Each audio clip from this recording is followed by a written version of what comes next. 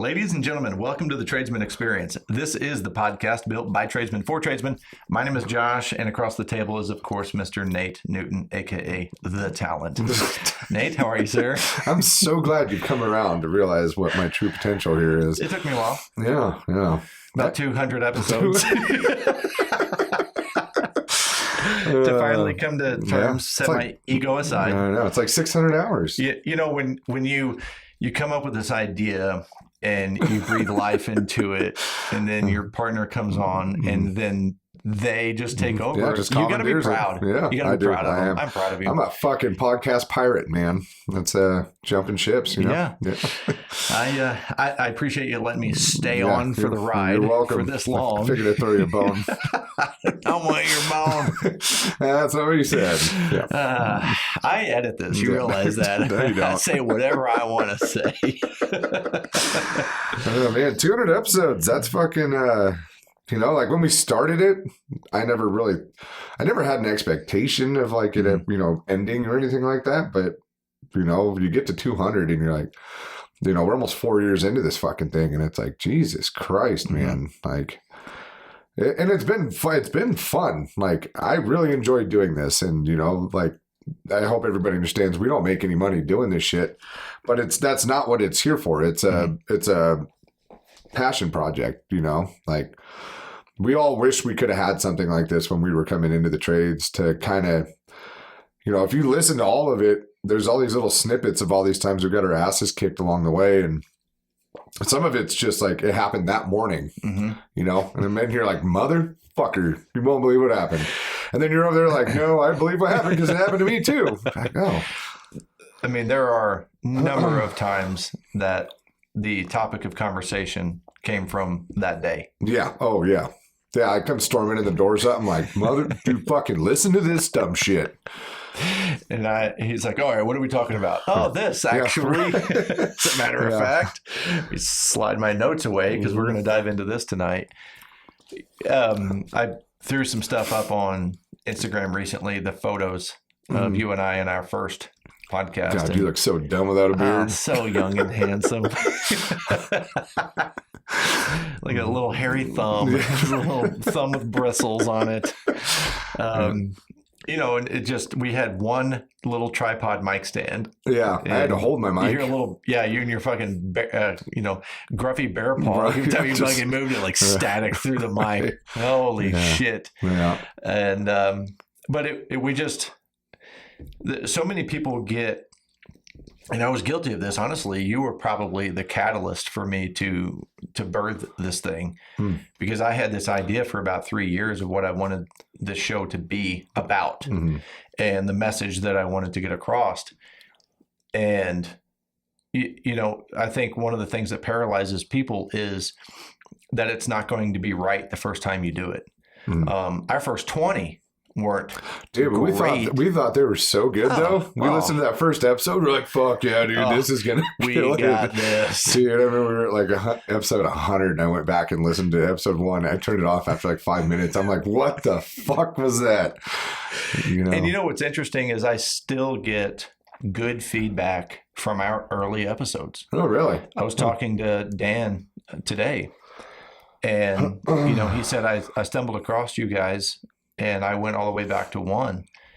And, there's still valuable information. We look at it because it's a younger, more immature version of us. Right. 4 years ago. And I think we've lived about 4 lifetimes in these last 4 years. There's one thing to go back and look at yourself like on old family videos, where you're just like some little kid shitting your pants and whatnot. And you're like, oh, yeah, that was me when I was a baby. Listening to yourself from 4 fucking years ago and what you thought were problems at that point in life. What you thought you knew. Yeah, right. Yeah. It's just, it's, through the coaching and the podcast and all that, like, we really get this front row seat of how to accelerate in the trades and really blow past people.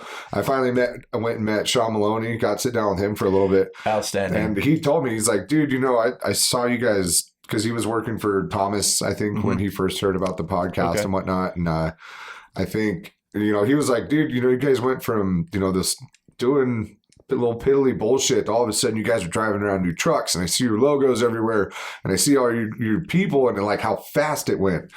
And I was like, yeah, dude, it was like fucking light switch went off, you know, but we had to fuck it up for 3 years before we got to that point. But the coaching just like, dude, it fucking accelerated us so fast. And to hear somebody saw that, you know, Right. without, you know, I didn't have to run around and tell anybody. I didn't think anybody gave a fuck, you know, but just keep in mind, you know, there are people watching all the time, you know, and whether that's good or bad, that's up to you. But to know that helped push somebody in the direction to go do their own thing and take that leap, like, Yeah. And Sean's a worthy rival. right. Yeah, You know, for same sure. town, same industry. Yeah. You know, worthy rival, really good dude, and yeah, wants to repeat not the success but the progress. Right. Right. You know, and it's like, hey, okay, so what are you doing? Yeah. And what a great hack to Right. build your business Yeah. is to model after someone that has done it. Right. Oh, yeah, for sure. Yeah. I mean, it's like Tony Robbins says, find a mentor, right? Yeah. You know, You and- turn decades into days. into days. Yeah. And dude, the thing is, like, to hear him say that and, you know, to look back and think about what my thought process was at that time, I'm like, dude, we're not doing it fast enough. Like, dude, we could be doing more, man. And then he's looking at it going like, damn, those guys are fucking going to the They're on moon. fire. Yeah. So, you know, that perspective thing, you know, when you're in the shit, you know, it's, you know, no matter how many people tell you, you don't feel like that's what it is, you know, but I think that's like the burden of a high performer. No matter how good you do or how fast you do it, you're always like, man, I could have done this. I could have had a little more of an edge, you know, but that's competition and that's good. You know, that keeps you on your toes. You know, once you start getting all comfortable with shit, that's when you fuck it up. Yeah. And what I like about Sean is, you know, yes, he's a worthy rival, but he's also an up and comer in the industry. And if you're not on your toes and you're not doing what you're doing, you get passed. Right. What's really awesome about what I perceive to be a good working relationship between Battleborn and Iron Dog is you're going to be able to help elevate him. And it's not this, oh, now you're in front of us, fuck you kind of thing. Yeah. I think there's so much fucking work out here. And it's like, you know, we got to go see what kind of work they do. You know, I want to go tour a shop and all that kind of stuff. But dude, there's plenty of shit, you know, some of the smaller ornamental stuff that, you know, unless it's attached to a large house, it's kind of more of a pain in the ass for us to deal with it. But I mean, you know, they're good sized projects, you know, it's not a $5,000 job, you know, like, Right. you know, even a $10,000 job. It's not really worth it for us to go pull all the measurements and do all the shit. You know, our overhead's just too high for it. So, That's right. you know, as long as the quality's there, then fuck, dude, I'd much rather send it to somebody that's up and coming, you know, and you know, rising tides lift all ships. So let's do that. That's right. I'm really excited for him because of I'm familiar with his crew and what he's building, and I'm really excited to see what he's able to do in the next 6 to 12 months. Right. And I don't know. It's just I'm looking forward to the fact of, you know, 6 months to a year from now, I'm able to share, and maybe he's able to share, you know, his growth, things that he's learned, and about his team, because he's got a super young team, but very ambitious. They want to learn. Yeah. And that always excites me when I see somebody that's got, you know, 18, 19, 20-year-olds that show up and get shit done and want to learn. They're coachable. They're not lazy. There's a lot that you can cultivate out of that. Oh, yeah. Yeah, they're in that malleable state, you know. You can just beat the shit out of them. And if they stick around long enough, you know, you can harden them up a little That's bit. right. Yeah. It's like, I've never worked a 12-hour shift. It's like, oh, dude, we're working 18s today. My feet hurt. Now your back's about to hurt. You Okay. just pulled landscaping duty. No, that's good. I'm excited to hear more about that conversation off air. Yeah. You said, you know, when we started this, you didn't really have expectations of it necessarily ending, but where to go. I was really on the opposite end of that in the beginning. I mean, I was like, oh, we're going to be like Joe Rogan status in a year because we're bringing something to an audience that no one's focusing on. And I feel that we're solving problems that people are ignoring. And my expectations were a little Ambitious. A little ambitious. Yeah. Little bit ambitious. Spotify has yet to offer us a contract Oh for shit. 100 million. Yeah. Right. Fuckers. You know, exclusivity. I don't know. Whatever. I mean, I turned it down, Yeah. of course. But when the reality set in that it's just about showing up every week, Mm-hmm. because one of my proudest things about what we've done is we've never missed a week. Yeah. Yeah. I mean, never. Has something come out on a Tuesday instead of a Monday? Yeah, because right. that was my ignorance with technology. Right. Right. Plain and simple. But There was that one time we deleted an episode mid.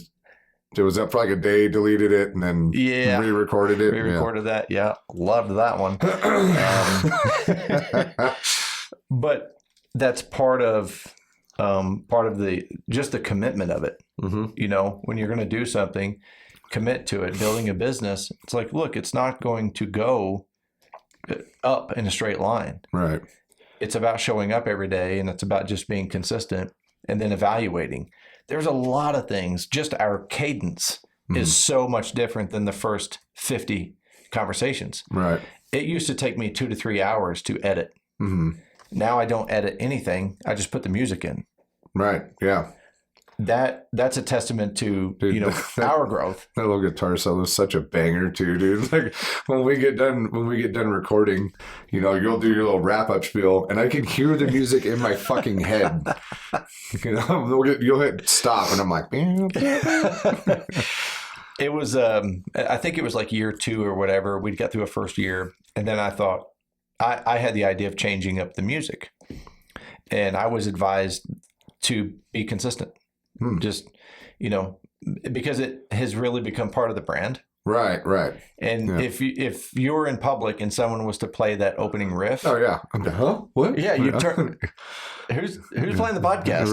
Right. And we don't even own that song. No, You no. know, you have to buy licensing and all that shit to Right. use that music. But again, just that consistency of it. Mm. And after that conversation, I thought, okay, I think you're right. And that's why it's stayed the same, Mm-hmm. you know, since day one. Yeah, it's part of it, man. It is. Mm-hmm. And it'd be weird without it now. YouTube's weird because I don't have the music incorporated in the video. Oh, okay. And so there's no opening music at all. So it's a little bit different. For the It's a 7 different people feeling. that watch it on YouTube. Sometimes 8. I swear to God, the first one, I think the first view every Monday is Katie. Katie. Oh, is it? Yeah, because she gets up at 3:30 to go to the gym, Oh shit. and when she gets home, because she's my number one fan, Uh-huh. she The poor woman's got nothing going on in her life, does she? you need higher ambitions, babe, higher She expectations. could do so much Yeah, better. he could. You know, she'll throw on the YouTube while she fixes breakfast, and she said, "Yeah, a lot of mornings I put up and it says, 0 views because it's been on for 3 hours. Yeah, right. By the time she gets it." So, but yeah, again the YouTube thing. It's just consistency. The social media thing that I'm getting into is just about consistency. Dan was telling me today, he's like, I fucking died. 1, when you were talking about TikTok, and 2, when you said the word safe space. And he was like, oh, Nate's not going to like that word. Safety's a fucking illusion, yeah. man. That's a guy I'm looking forward to having in here at the table down the road. I think he's going to have a very incredible success journey to share. Yeah. And just seeing what he's doing so far, he's expediting what I see takes other people months.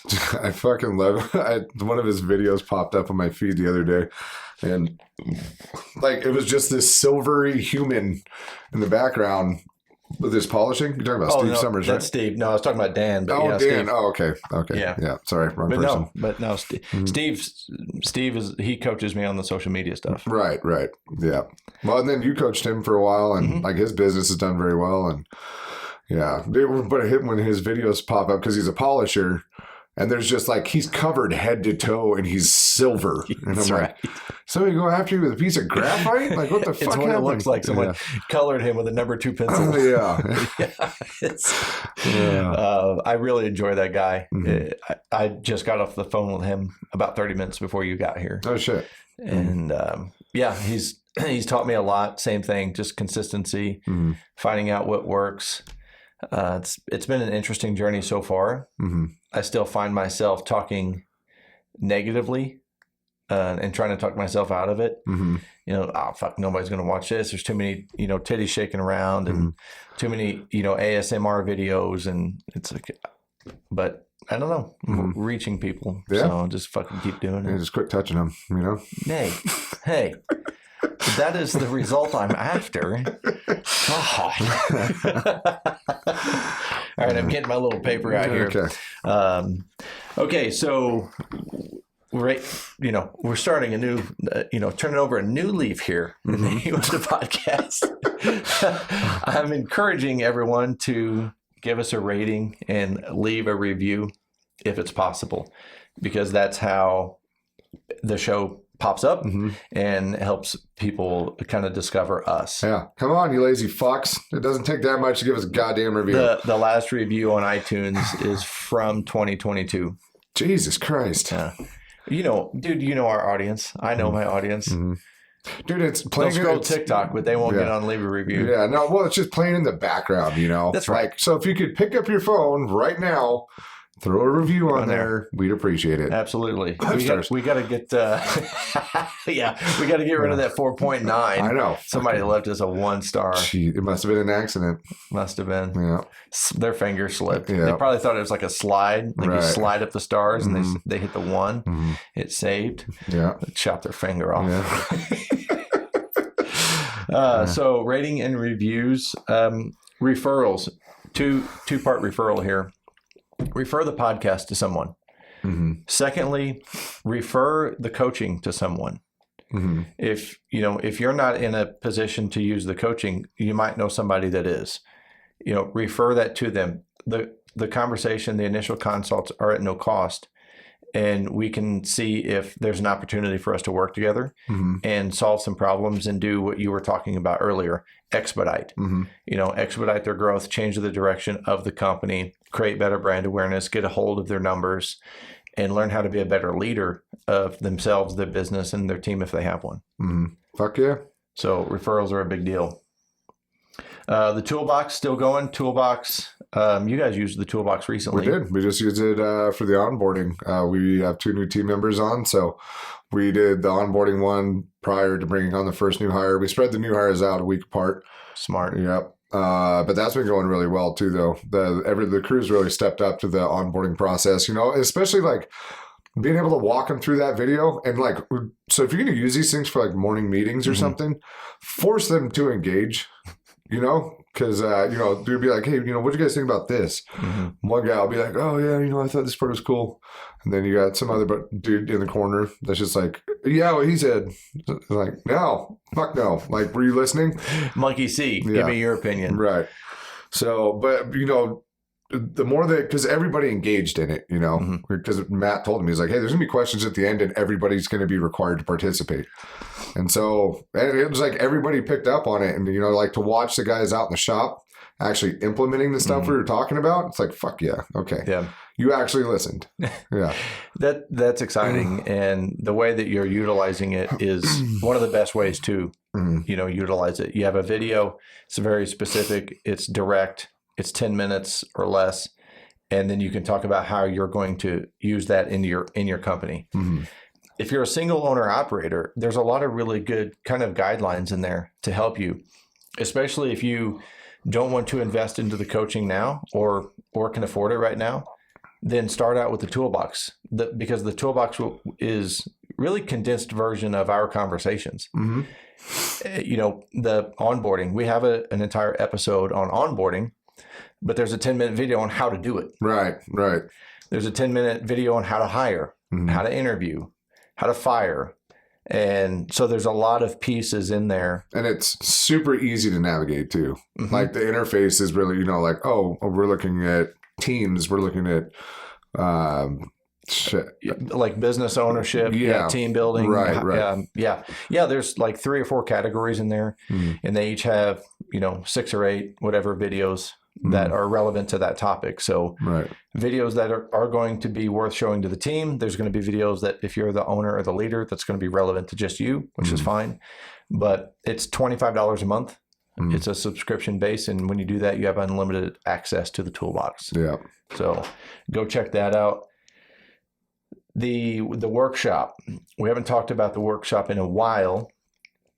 It's because I'm rebuilding it. The workshop is going to be a 5-month, basically roadmap course to getting your business on track. Business 101, Business 101, numbers, sales and marketing, hiring, firing, interviewing, onboarding, leadership and systems. Something along that line. Each month we're going to go through, a topic, but it's also going to be group setting. So you're going to get to go through this with a number of other people that are in a similar situation as you are. That's one of the things that I try to remind my clients, that you're not alone. It's really easy to feel ostracized as a leader and as a business owner.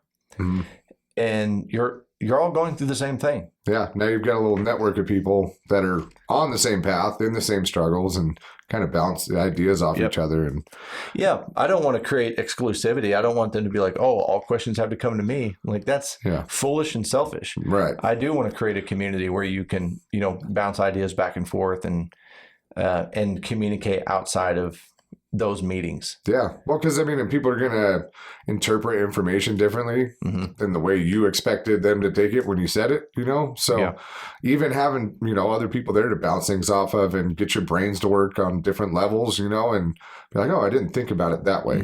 That's always a huge one for me. I love talking to people about random shit. So, I want to find out what you believe or what you think. And, because I don't think that way. Right. You're like, oh, that's cool. That's or that helps, or that is useless, and you're fucking retarded. All of those happen. Right. Yeah. All of those happen. So that's coming up. It's going to launch in February. Once I kind of get all of the logistics worked out, I'll start advertising, pricing, and because it is going to be limited seating. It's not just. Yeah, it's not a free-for-all. You're not going to try and cram 1,000 people in there. No. I want it to be structured and efficient. Yeah. Intimate. Yeah. Not in that kind of way. Yeah. Oh, dang it. I have to drop the price. Next point, before we get to the questions, is FabTech. Oh, yeah. 2023, Chicago. Yeah, we'll be there. We will. We're going to be there for a few days, 2 or 3 days. Mostly because this is a welding podcast. That's it. I can't wait till you get stickers that say this is not a welding podcast.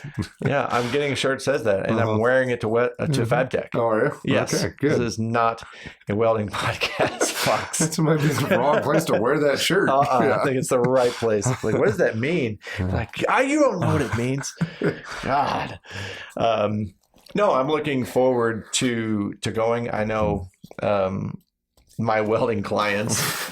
So all of them? Dick. Yeah. I've had conversations with all of them, and most of them are going to make the trip because I don't get to see a lot of my clients in person. Yeah. They're north part of the country, east part of the country, some are in Canada. And it's going to be fun for me. We get to kind of all meet up in this one place. So I'm looking forward to that, but we are going to be at Weld FabTech. See, I have a hard time remembering your name. Okay. I bet you think you're a welder in your dreams. You're just laying down a slick bead on a pipe. Absolutely. I'm one of the cool kids now. Oh man, I wish I could put this on Instagram. And then when we made the Bowflex joke, I had a couple people reach out and tell me that they have a Bowflex. And the only reason I wanted to mention that on this episode is because I thought it was fantastic. Right. They bought them at garage sales, I'm sure. Oh, it's just so great. And also, people are listening. Yeah, that they are. All 5 of them. People are listening. I got a Bowflex. Oh, you must be my age. You got great ball hairs, don't you? My grandpa gave it to me. God damn it. Yeah.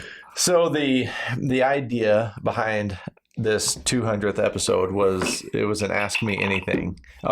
Since You got a glass we're ball going, over yeah. there. You got that Breckenridge out. Oof. Sweet, Smells good, doesn't sweet it? Jesus. Goddamn. Sweet mother's nectar. We encourage people to send us questions to ask the other individual, and we had a small number of people send some questions in, and you and I are just going to kind of volley back and forth. Right to the nipples. Oof, Jesus. Oh, get over here! Pinging. I want to taste. Yeah. Not What? what? Yeah. You put your shirt on. It's on YouTube. They know better. Damn it. I don't think the talent is supposed to look at the camera. All right. Nate's nipples, take 2. Oh, shit. So do you want to start or do you want me to read the first one? You want to go? Okay. Yeah. All right. 'cause it Let's actually- get this going. Okay. I'm so excited. Are you going? Go ahead. Okay, What were you okay. going to say? So from Kelton Benyon, I'm going to assume that's how it's pronounced, but Yeah, we're going to butcher your names, guys, just so you know. we's not good readers. Even though I wrote the shit. Yeah. He wants to know what's the best selling point of the program. I assume he's talking about the coaching. Yeah, the coaching. Yeah. The best selling point is, and it's actually, I like that question because I went through it literally this morning with a new client, Dan. Dan's becoming a monster, by the way. Mm-hmm. The best selling point is once they go through the program, it completely changes the relationship that they have with their business. I can attest to that. And in my conversation this morning, he said, I've hated my fucking business for 3 years. And now he has control of his numbers, he's getting control of his schedule. So he has this give and receive relationship. He took a day off and took his Jeep out the other What? day In the middle of the week? on a Sunday. Oh. On a Sunday. But Yeah, he's he's used worked 7 days a week for 7 how days a long? week, Yeah. 12 to 18 hours a day. And it's kind of lather, rinse, repeat. So the program for me and what I see is it does exactly that. It changes the quality of the relationship with the business. Mm. And when you develop yourself as a leader and you recognize that you are in service of others, not in servitude. Mm-hmm. And that goes the same with your business. You are in service to your business. You're not in servitude to your business. You're not a slave. That's exactly what I was going to say, man. It feels like when you're drowning like that and let's say even the money's coming in and you're making it by, you feel like you're a fucking slave to that thing. Like it owns you. Yeah. And that coaching did snap us out of that, And that's, So that's the biggest point. I will add to it and tell you that, what I see is probably a byproduct of that point is the confidence level that people gain in going into the market, telling clients no, telling clients yes, asking their worth. Mm-hmm. A client recently just raised his prices by quite a bit. And he goes, no one batted an eye. Like, weird. Huh. Yeah. You were weird, worth it. Weird how that works. You just increased, what did we figure? We increased his annual revenue by, I don't know, $30,000 or $40,000, which is basically going to go to the bottom line. Mm-hmm. So profit, Right. Increased 30 grand in profit by a small price increase. What a terrible place to be in. And no one cared. Everybody was just like, are you still going to do the work? Yeah.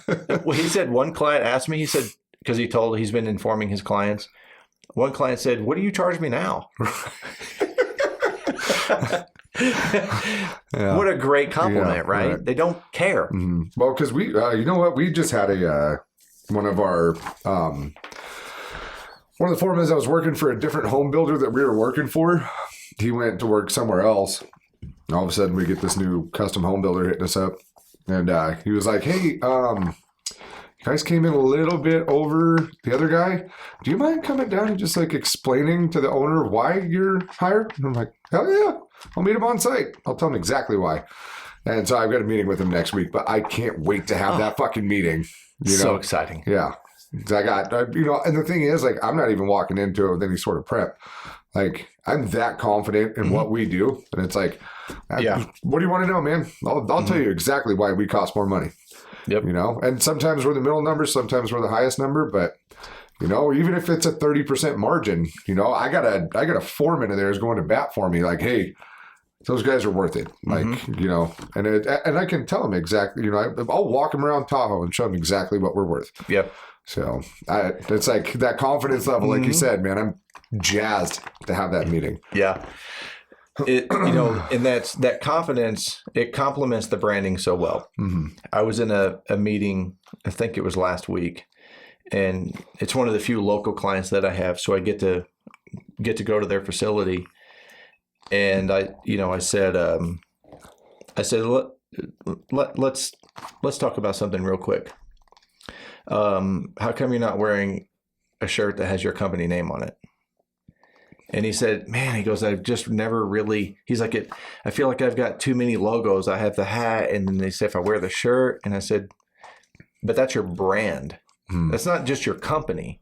That's your brand. And if you're not confident in wearing your brand, how do you expect anyone else to be? And he's like, okay, I needed to order some new shirts anyway. I mean, if you catch me at work or outside of work, I am wearing this shirt. Yeah. Like, unless I'm on the golf course or something, and half the time I'm in a Battleborn polo anyway. Right. So it's like, no, I'm a direct representation of the business that I represent. Yeah. If I'm out, I always have a Tradesman Experience shirt on. If I am in here all day, I have a grunt style shirt on right now. Or you're in a Battleborn shirt. Yeah, or a Battleborn shirt. I'm working for you guys.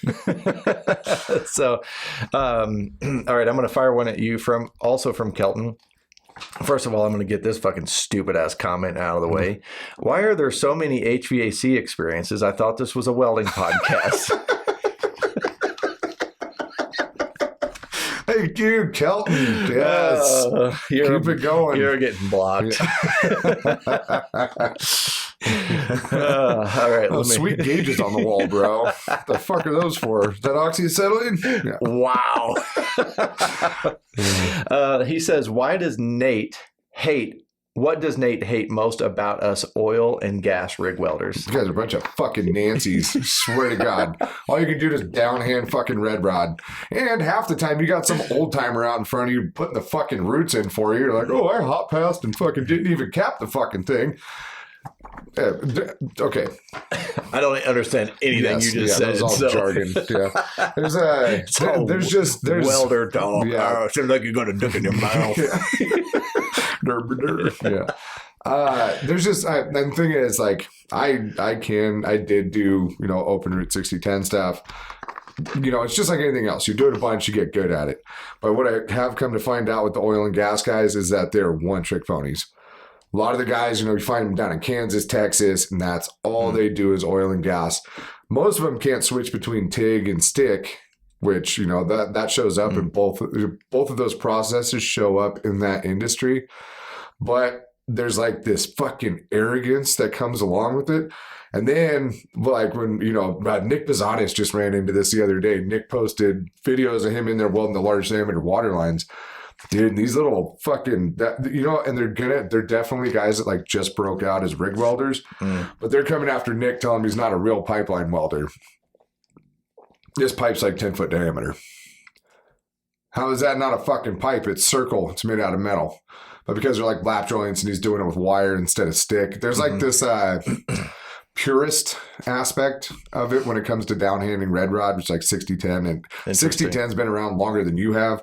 That's fucking old. Yeah. So Nikola Tesla invented it. Is that what you're telling me? But there's this pompousness that comes along with it. And dude, trust me, I get it. I was a pipeliner. And I still think I'm the shit. So I totally get it. I was wondering if you were going to admit, have some admittance to this. Yeah, dude. And it was, anytime we went into town, people were, you roll up in your welding rigs and people just roll out the fucking red carpet for you. Yeah. We'll eat that town at a steak and lobster every fucking night of the week, But there's like, it's got a lot of toxic traits that come along with it too, poor money habits, poor drugs, alcohol, all the shit, you know, all that stuff comes along with it. And then like sit there and swing your dick around like you're some fucking amazing human, you know? And like, it wasn't until I left the pipeline industry and I look back on it and I'm like, dude, oh my God, that is embarrassing, you know? Yeah. There's like a couple of timers that got their shit figured out, you know, but dude, you'll see guys on the road that have been doing it for 65, you know, they're 65 years old. They got 4 ex-wives and they don't get to keep a penny of their check. I swear to God, they work just to keep themselves from blowing their brains out, you know? Yeah. Yeah. But yeah, the rant over. So. No, it's all right. He asked the question. I knew it was coming.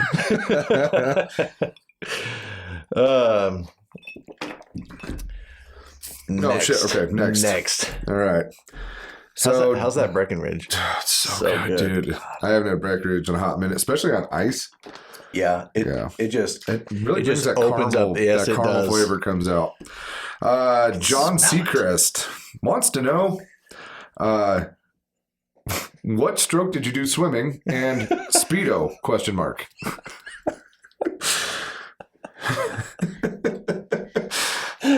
I'm looking forward to the answer to the second part of that question. Oh man, John, I can't wait till we talk next. You fucking. So let me go ahead and address the second one. I started that sport when I was 11. So only as a small child. That makes it so much worse. I mean, you know, kids weren't getting kidnapped back then like they are today, so not a lot of worry. As a teenager, no, I didn't. I did not, and it was a constant argument with all of my different coaches throughout the years. And to answer the first one, freestyle, you know. Just basic survival swimming was to the non-experts. Yeah, but you had a pull record for a while. Went to state every year. Oh shit! Yeah, oh damn! I was lightning fast in the water. Oh shit! Well, you're very hydrodynamics. That's right. Yeah. Long and skinny. Was that? I mean, did you get? Like the state turnouts, were they pretty? I mean, because you got Chicago and Illinois. It was broke up in divisions. Okay. So it was like basically Southern Illinois. Okay. And our division, like football. So football is broken up into like 2A, 3A, 4A. Our swimming was the same way. You know, schools and towns that were of similar size. So I think there was 9 or 10 towns. You know, local towns and stuff that competed, and. Yeah, my arrogance is actually what probably prevented me from actually going to college on a scholarship for swimming because I refused to follow protocol. Like put a Speedo on? I wouldn't put a Speedo on, which now they actually have like swim gear. Oh. You know, back then it was a fucking Speedo. Right. And so I wouldn't do that. I wouldn't practice. I'd just show up and win. Just win. Yeah. And just so fucking talented, Josh. So talented. I'm so good at not drowning. Exactly. I would not drown faster than the rest of the kids, like all 3 of them. Yeah, on a long enough time scale. Survivability hits 0 in the water. Whatever. That's so. I mean, do they have like? So like the breaststroke or the backstroke, those were specific competitive divisions for the swimming? Or? Yeah. Freestyle, backstroke, breaststroke, butterfly. So you picked one of those and you didn't really cross-pollinate between them? No, actually I was really good at 3 of the 4. Oh, shit. Backstroke, I do look like I'm drowning. Okay. Yeah. Some gangly arms, ears. Yeah. I do look like I'm drowning. But the other 3 I was very competitive in. Freestyle just happened to be my best one. So, yeah, it was, I don't know, I was always disappointed that it wasn't celebrated more as a school sport, but it's in the off season. It's 6 weeks in the summer, and it starts literally like the week after school is out. Oh shit! It goes for 6 weeks, so it goes into the middle of July, which no one wants to be outside. Right. In the Midwest in the middle of July. Are you guys in here an indoor pool? No, dude. Our pool was in the project straight up. Shit! Yeah. All right. Like literally, in the middle of the projects. Damn. So. Yeah. Some of the surrounding schools had very, very nice facilities. I come from a Friday Night Lights town. Yeah. Right. All of our money went to the football. Mm-hmm. So you're saying you guys were selling out grandstands for your swim meets? You know, the parents, Mm-hmm. if both of them were there, kind of thing. It's just a bunch of lawn chairs around a kiddie pool. That was basically it. So Mhm.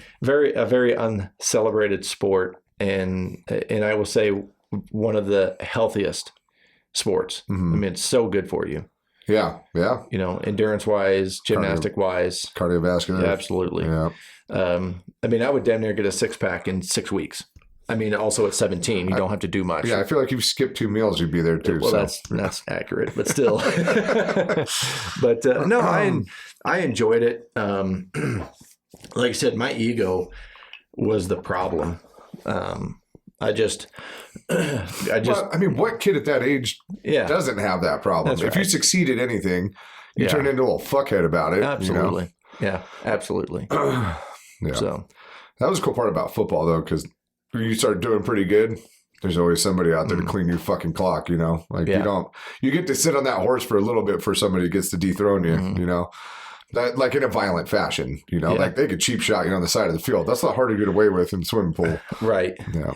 and you know, people need to understand like where I come from. So, you know, I was my last year of high school. I was 6 foot tall, 175. I've always been thin, Mhm. but at 6 foot tall, 175, I was a small guy. Oh, yeah. You know where They're I'm from. gargantuan humans over there. Yeah. I mean, other than not being a good anything related to football, Hmm. you know, Matt's senior year, he was 205 and the top 3 fastest on the team. Good shit. Yeah. Hmm. And so like the guys that I come from, like it's kind of like watching The Longest Yard. They're across the line from you, and they got a beard and a cigarette, Right, and you right. see behind the helmet. Like, Yeah, I mean, yeah. that's like my hometown. I mean, Right. if you weren't 200 pounds, Yeah. You weren't- Even the receivers back there, Oh, man. 210. yeah, they're fucking 6'3", 6'4", 210, Right.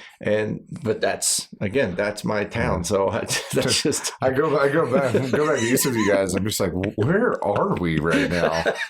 Land of the Gigantors, I guess. Yeah. yeah. That's like just normal for somebody to be 6'8". yeah, it's Yeah. just normal. You just stand on the side of the road waiting for a bus. Like, what the fuck? We were so Sarge was in town this Mhm. past weekend. Yeah, I got to see him. Matt ran him by the shop. Did he? Mhm. Yeah. And that's what, you know, when I talk to people long enough, like I work at the social club occasionally. Mhm. And, you know, one of the girls that helps work the event center that I work in, you know, she's like 5'4". So to her, I'm a giant. Mhm. Yeah. And I told her, I said, look, I'm the runt of my family, of the men. Mhm. And so we happened to go in there, and she was working, and Matt was sitting next to me. Sarge was across the table, and I said, this is my brother and my dad. And she goes, you are the runt. I'm like, I fucking told you. Yeah. So I don't tell that for the attention. no. Just, I don't know, just how they're made back there. Yeah. Yeah. Big corn-fed That's motherfuckers. it, man. Yeah. That's it. But is it my turn? I think so. Yeah. Let's get away from the swimming. Another one from Kelton. What is the drink of choice after work at Battleborn? Ooh, Coors Light all day. That's the Rocky Mountain piss water, man. It's, I mean, the funniest part is like when Nick first started with us, you know, nobody really sat around and drank after work. Nick was always in there fiddle fucking around with something, and Nick would go get a 36. You know, I think everybody already did drink Coors Light, but Nick would go get a 36 rack and then come back. He'd be like, you know, this will last us a couple of days. Fuck no, dude, because even the kids that are a certain age, they you know, they stick around and hang out and have a pop or something Right. while we're while they're going at it. But it was like Nick's like, after 3 nights in a row, Nick's like, I've gone through a 36 rack every night, you know, and there's 5 or 6 guys in there, you Oh, know, yeah. so like it's not a tremendous amount, but it's Mhm. enough. And Nick's like, dude, fuck this, I ain't paying for this shit Right. anymore, you know. Yeah. But now we have clients that pop in. You know, we probably have like 8 to 10 clients that they'll just drop in every couple months and just drop off a case of beer. Mhm. Be like, hey, just want to, you know, they just want to come in and shoot shit for a little bit and like, you know, give this to the boys. You know, so there's like always a little bit of a stat going on in there. But our landlord, Mark Esty, Mhm. for the shop, he owns Great Basin Brewing. And so he drops off stuff all the time. He's like, dude, check out this new beer, you know, and he drops off a 12-pack, whatever new thing. But the best part is over at the Overland, We were up in Carson like a week before, and we tried their the fuck is that? The mead? The mead. We tried their mead, and we were like, dude, we fucking love that. Can we get it down there? And so he started sending it down to Gardnerville, and he was just sending the cans. Well, we drank enough of it. It's on tap now. Mark's like, dude, you guys want that on tap? And I'm like, well, if you got room for it, he's like, I'll make fucking room. I got shit that doesn't sell. I got, okay. Fuck yeah. You got it. So that meat he's got fucking bomb. A follow-up question from him is, who has the slickest rig at Battleborn? Oh, right now, Nick for sure. Yeah. Nick's got this is a 4,500 or 3,500? I think it's dually. a 35. 3,500 dually with a flatbed. And then Hunter's a close second. He's got a third gen Dodge with I think it's got a 5.9 in it with common rail. Yep. But he's got it's a short bed. It's a crew cab short bed with a Bradford flatbed on there. Dude, that thing is like, it's this little tank of a fucking rig. You know? It is. It sounds like, I mean, nothing sounds like the 5.9. Oh, yeah. But how he's able to maximize square inches. The kid is organized as fuck. Yeah. You know, like he's very meticulous with his stuff. He takes care of his tools, rolls off all of his leads, you know, and because he can't drive away without it like that. You know? There's no room. There's no room. No, there's no room. Yeah. Nick definitely has the slickest, but I'm most impressed with what Hunter's done. Yeah, for sure. You know, back in the day when we were pipelining and when I had Big Red, it was like a cross between a service body and a pipeline rig. Dude, that was the best fucking truck to work out of. That truck, because it was a cabin chassis, so the welders sat on the frame. So you could actually look out the back window a little bit, which was fucking awesome. Yeah. Yeah. But I mean, it was a 7.3. That thing accelerated at the same speed no matter what was behind it. That's right. Yeah. Slow to go. Yeah. Let's see. Some Drew Petty, which we're going to be having on the podcast here soon enough. So excited. This non-welding podcast. Actually, you know what? We're going to skip Petty right now because I do have multiple questions from Aviator Licardi. Okay. Which you do as well. And I think it's good to pepper them in there. Phil was gracious enough to give us like some really good questions. So I picked my favorite three out of the ones that he sent for you. So he wants to know why you chose your profession. Which profession? I would say coaching. That's what I would assume. I will answer it on my current state, on current profession. Man, why? One is for most of my life growing up in the trades, I lacked a sense of pride of being in the trades. Mm-hmm. Because even to this day, a lot of people don't strive for the trades. They end up there. Mm-hmm. And that was just kind of the motto back then too. And I worked tirelessly and with little reward, little to no recognition. And I realized that was all self-imposed. Because I didn't have, there was no sense of, pridefulness in who I was and what I did. And when I made that discovery and became proud to be a tradesman and then built my business, I saw what coaching did for me in my business. It elevated me as a tradesman. Mm. It created me into a leader and benefited my entire life and still does to this day. So when I went through my exhausting failure of the HVAC business, went back into construction for a while, moved out here, I had this fire in the belly, this truly internal burning desire to share what changed my life. Mm-hmm. And offer that to people that want to be better, that want to be proud to be a tradesman, that want to bring excellence to the marketplace, that want to learn how to develop a relationship with their business, with their team, how to change that internal narrative. And so when I did that, I was doing it through information that wasn't built for the trades. Mm-hmm. I was going to conferences with people that owned every other type of business, but I was extracting the information and implementing it in a way that complemented me. So everything that I got to experience through that, I wanted to replicate. And I wanted to create something that was available to everybody else, because I don't speak white collar. And when you put a white collar in a room full of blue collar, there's a tremendous disconnect. For whatever reason, I don't really care, because I've been the blue collar in the seat. I decided that I wanted to make a difference. And as cliche as that sounds, it's the fucking truth. And I wanted to build something that elevated people through the simple disciplines of self-development and leadership. And there's room for winners here. It's not just snakes and pieces of shit, and that's hard for a lot of people to see that have never stepped foot in a pair of boots, and I think it's also tough for people to see when they've lived their whole life in boots, right? That there's a lot of room to fucking win here, especially if you just listen to something like this and apply a couple of things, like you can put yourself out leaps and bounds in front of people, and that it's achievable, extremely achievable, right? And so I completely understand what you're saying, and I appreciate that. I do, because that's why we're at where we're at right now.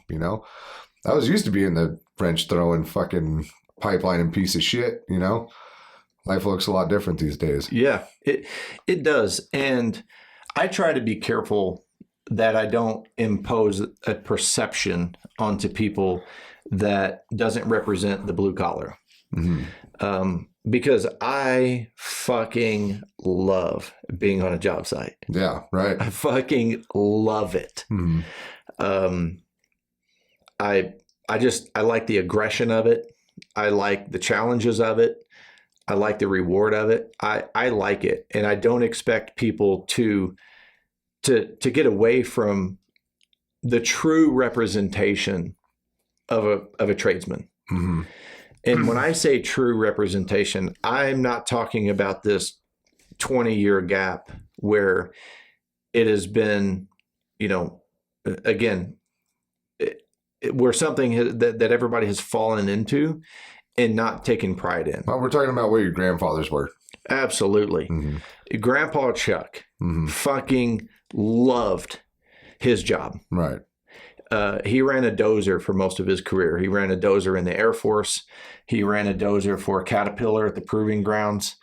And then when they moved back down to Southern Illinois, eventually got into the coal mines, ran equipment, and then ended up running a dozer again. And that man took so much pride in his equipment and operating equipment and mastering his craft. He could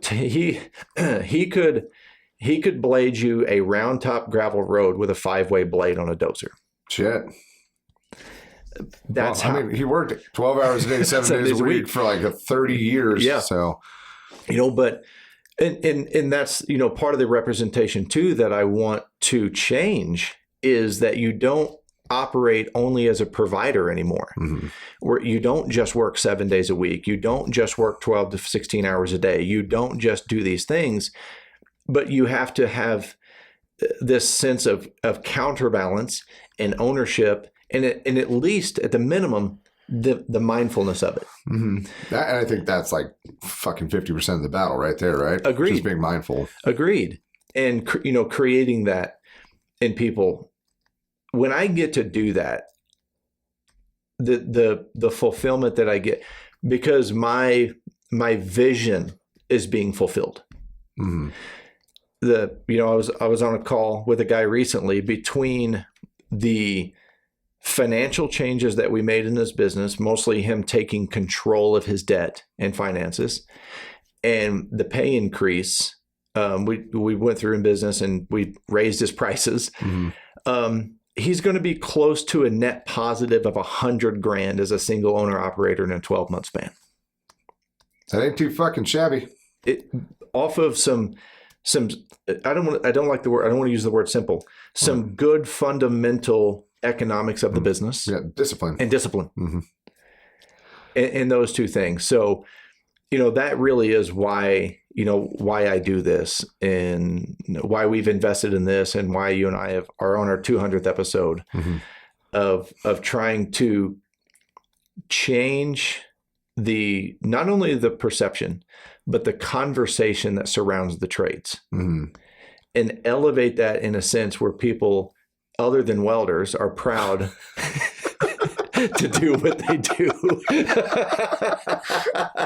Or not proud, or just arrogant pieces of shit. Oh, man. Yeah, I remember when I was in high school, I was talking to some dudes. I'd framed houses when I was in high school, only one summer or whatever. But I would talk to people, like, you're thinking about what you're going to do when you leave high school. And, I'd be like, hey, man, what do you do? He's like, oh, I'm in construction. He'd like, look at the ground. And I'm like, oh, that's fucking cool. He's like, dude, you don't want to do this. And there was it wasn't the fucking job, because the job was the coolest fucking thing ever. It was their fucking attitude about it, And like welding, I love welding so much. Like, I really enjoy it. It's so meticulous. It's something for me to like stim out on. And I fucking love it. It's the attitudes of all the motherfuckers that come with it, And so that's like once you can step past that and give people an avenue to enjoy that job without having to have some shit fucking ego about them. Yeah. That's where I'm at right now with it. Like, that's what I like about my job. Being a business owner, I'm like, I get to give people an avenue to actually take pride in this, get a good living, have time off, enjoy themselves, but also be a fucking Billy badass when the time arises. Yep. Yeah. Yeah. And yeah, I don't know. That's why I do it. Fuck yeah. That's why. That's why I do. I think you're achieving those goals, Josh. Working on it. We're here, and we got people that are following, and implementing. And, I get a lot of messages from people that aren't in the coaching program that are able to change and implement things simply based on the conversations that you and I have every week. And that to me is inspiring. Yeah. And, and then the clients that I work with closely, and you just, man, when you watch, it happens with every client. It happened with you and Matt. It happens with every client that eventually they hit this crossroad, and that crossroad is amplified by this aha moment and this sense of ownership. And you can tell that the winds have changed because they've changed their sails, and now they're going in a new direction, and they've got new energy, new enthusiasm, new momentum, new disciplines, and new purpose. And I mean, that for me is like, it's overwhelming sometimes. And last Friday was a great example. It was one of those days, man. And I'm only sharing this because it's semi-relevant it's very relevant to the question.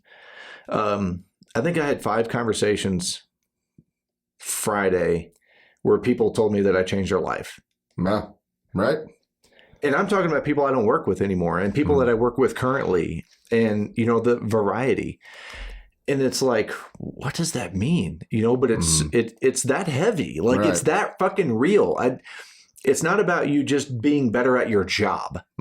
It's about you being a better version of yourself, and your job by proxy is going to improve your craft, your relationships.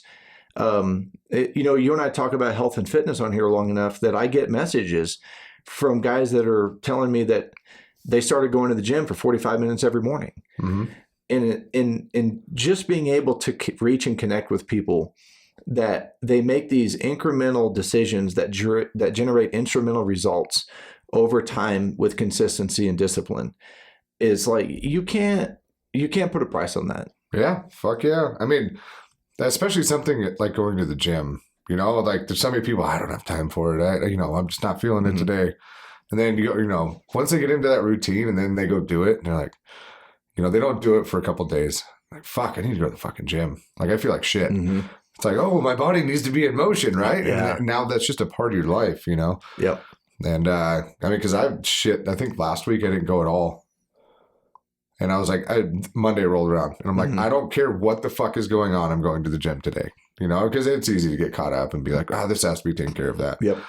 So you got to make time for that stuff, you know, Yep. But until you do it, you don't know how That's critical it is. You know? That's right. It does alter your mental state. Yeah. In a positive way. All right. From Aviator Phil. What's something you like to do the old fashioned way? Your mom. Oh, fucking missionary Mary over here. I mean, if you know how old I am, my mom, it was the only position allowed back in those days. Literally in a horse and buggy. I mean, the drive-in witch hanging. Yeah. I mean, doggy style, you burned at the stake, man. Thank you for that. Shit. Yeah, so the old-fashioned way. Dude, you know, this is going to be such a bad answer, but weld pipe. Yeah. Downhand and red rod. Yeah, which I just talked shit I was going to say, over. hang on, let me rewind this real quick. Dude, I do love setting a good bead, and you know, because dude, they've been doing that shit since the Alaska pipeline. You know, it's old school shit. You know, and that's where that purist mentality comes from with it. But once you figure out how to whip around some 5P, it's I do love doing that the old fashioned way. That's cool. Mm-hmm. But I'm still gonna talk shit on you little fuckers trying to figure it out right now. So yeah, that's cool. Well, okay, I'll do one more from Phil for you. Okay. What would you do if you won the lottery? What would I do if I won the lottery?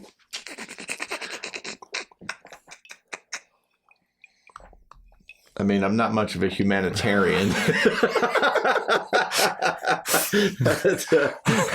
have a hard time slowing down when people aren't in a crosswalk. Yeah, I mean, lobby for capital punishment. I don't know.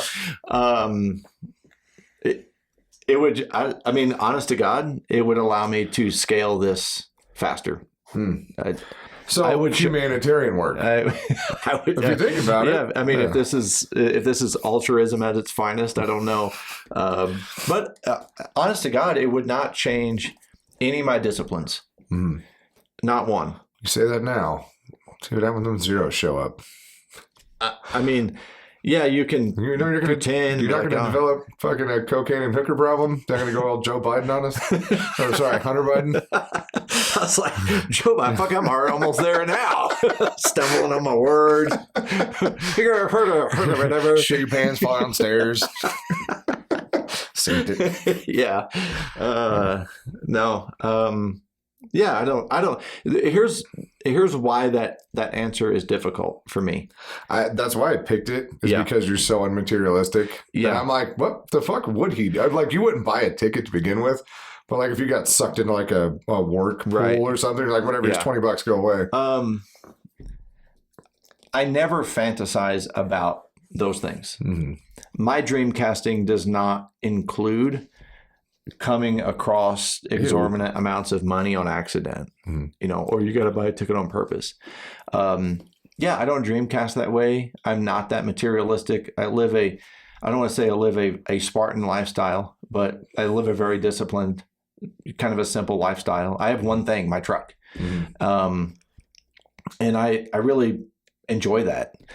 So I appreciate that you picked that question. And that's why it's hard for me to answer, because I've never thought about winning the lottery. So I like to buy lotto tickets, but it's not for the reasons you would think. It's not necessarily about actually hitting the lottery.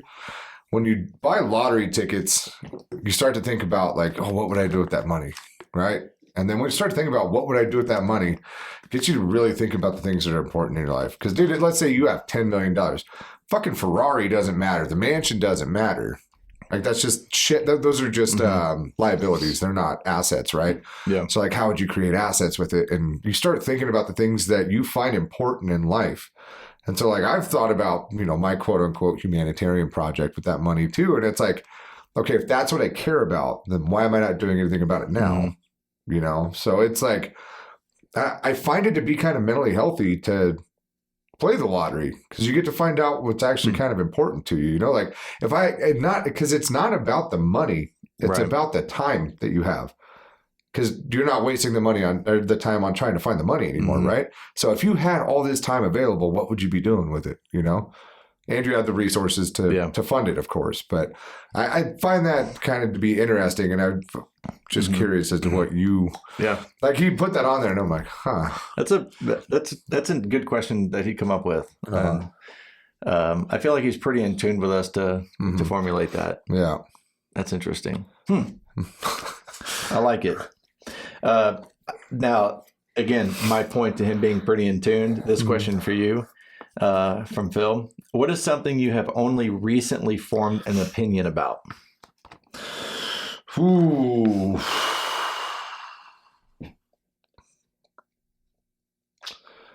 Climate change. Like I you know, you always just went along with the narrative with a lot of stuff, and you know, when I look at all the information that's available on it, you know, like go down the little rabbit holes and stuff like that. That's one thing I was kind of strayed away from. I'm like, it's the fucking Earth. Like, what could you possibly know about it? As far as like atmospheric changes, it's fucking crock shit. It's the weather's cyclic. We can drill down through the Antarctic ice and find all these rapid changes in temperature on the planet, different gases in the system. How arrogant are we to think we're really changing the fucking air on this planet? Mhm. You can take the entire population of the Earth and put everybody on a half-acre parcel in Alaska. The entire population of the Earth. That's all of Isn't us. that 8 billion? Yeah. 8 billion. So that'd be 16, or that'd be 4 4 billion acres Hmm. in Alaska. And I'm just saying, if you want to condense Right. what it is, you know, Right. which I so atmospheric shit out the fucking window for me. Shut the fuck up with all this rising tide Mhm. shit. But the pollution and the microplastic shit that we do, like and the chemicals dumped into the waters, and like you motherfuckers don't realize how much the ocean really matters to the survival of this planet. And so like I'm like this weird 50-50, like half of this stuff is Right. fear-mongering bullshit, but dude, it's like, dude, we really got to pay attention to this part, dude. Like, this is a big fucking problem. And it's not just like the big chunk, you know, that big floating thing of plastic out in the ocean. Right. It's once it breaks down and it turns into microplastics and the reproductive harm it does to not only the plant life and the animal life, but to humans too, you know, like we're fucking up our own DNA with this shit. So like, it's one of those things that I just rabbit holed one night. You know, I was stoned on the couch and watching. It was something that David Attenborough, and he's talking about climate change. And I'm just like, okay, another one of the climate change things, you know. So you go down the rabbit hole and you try to find fringe information. You try to find, you know, find a mixture of both things. What are both sides saying? And then you start to go down these little rabbit holes, and you know, it's there's a lot of bullshit, but there's a lot of truth too. The bullshit has to be built on truth, and I don't know why that's one of those things that's been like sticking with me lately. Interesting. You know, Yeah. like I'm driving my truck down the freeway, and I see like plastic bags on the fucking side of the freeway, and I'm like, how the fuck did that even get there? You know, like how reckless to even let a plastic bag go like that. You know, but then you drive past the dump, and you're like, oh, that's probably where it came from. There's nothing holding it down, Right. Yeah. Blew out of the place it should be. Right. Or dude, to watch Or at somebody least designated. throw something out a window of a fucking vehicle. Yeah. Oh yeah. I'm gonna follow you to wherever you're going. Like it's just disrespect, Completely. you know? Not even just to the planet, but to the people that live in whatever area you just decided to pull that shit in, you know? Yeah. Lazy, nasty fucks. Yeah. Yeah. That's interesting. I did not know that about you. Learning all sorts of new Yeah, shit. but I did like that question for you. Okay, we'll go to Drew Petty's. Okay.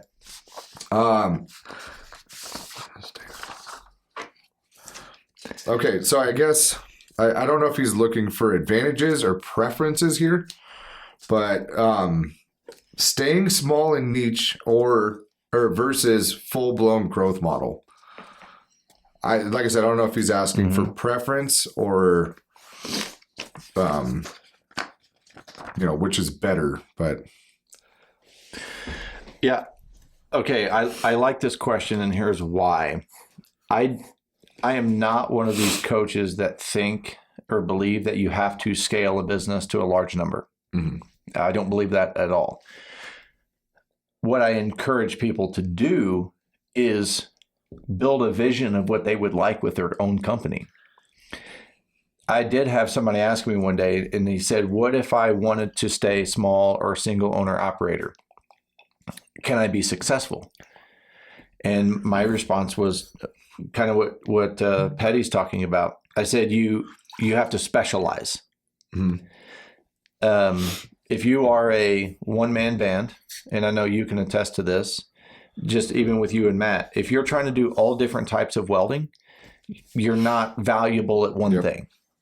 You kind of suck at everything. Right. Mm-hmm. So if you want to stay small, I encourage people to specialize and really build a market awareness as being known as that guy. Mm-hmm. You know, your business is in, you know, Azatis has done that with the water transmission lines or whatever. Stop comparing yourself to Nick Desatis. To everybody that's listening, just quit trying to compare yourself to him. You know, I agree. It's not a good thing to compare.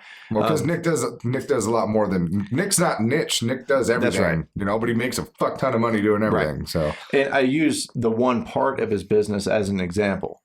The thing that you have to be careful with, though, with specializing or niche markets, is if there's enough market availability to support you. Mm-hmm. And you might have to widen that ring. You may have to travel. You may have to become an affiliate with some other companies. But you got to make sure that the market can support it. Mm-hmm. So if you're going to scale, same thing. If you're going to specialize in scale, do you have enough work to have a small, crew doing that one thing? If you do, okay, good.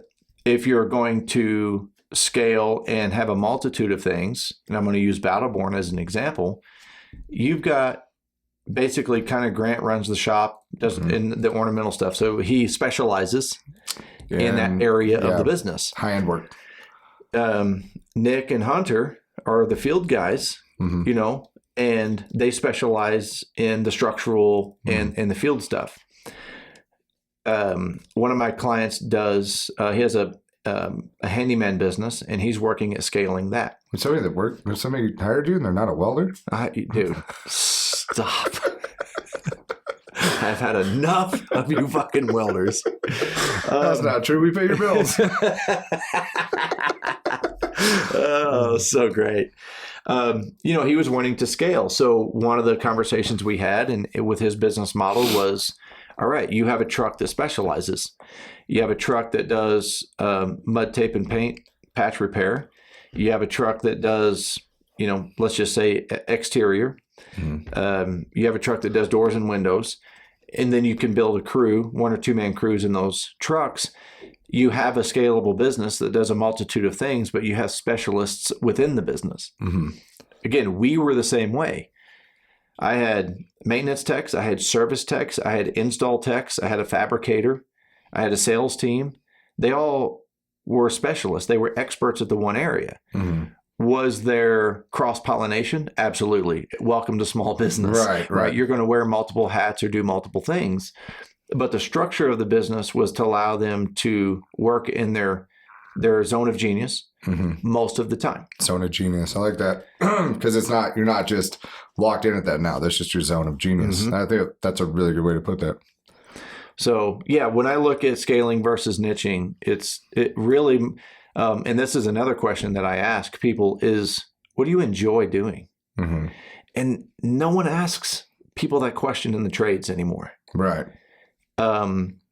If you have a business that is scalable or that you can specialize in, what do you enjoy doing? Mm-hmm. Because that's what you're going to pour yourself into. Right. You're going to lean into that more than if you were to go do trailers and off-road, right? Right. So I think that's also a question that people have to ask themselves. What is it that I enjoy doing? Mm-hmm. And I think that's going to help you kind of generate that path. Yeah.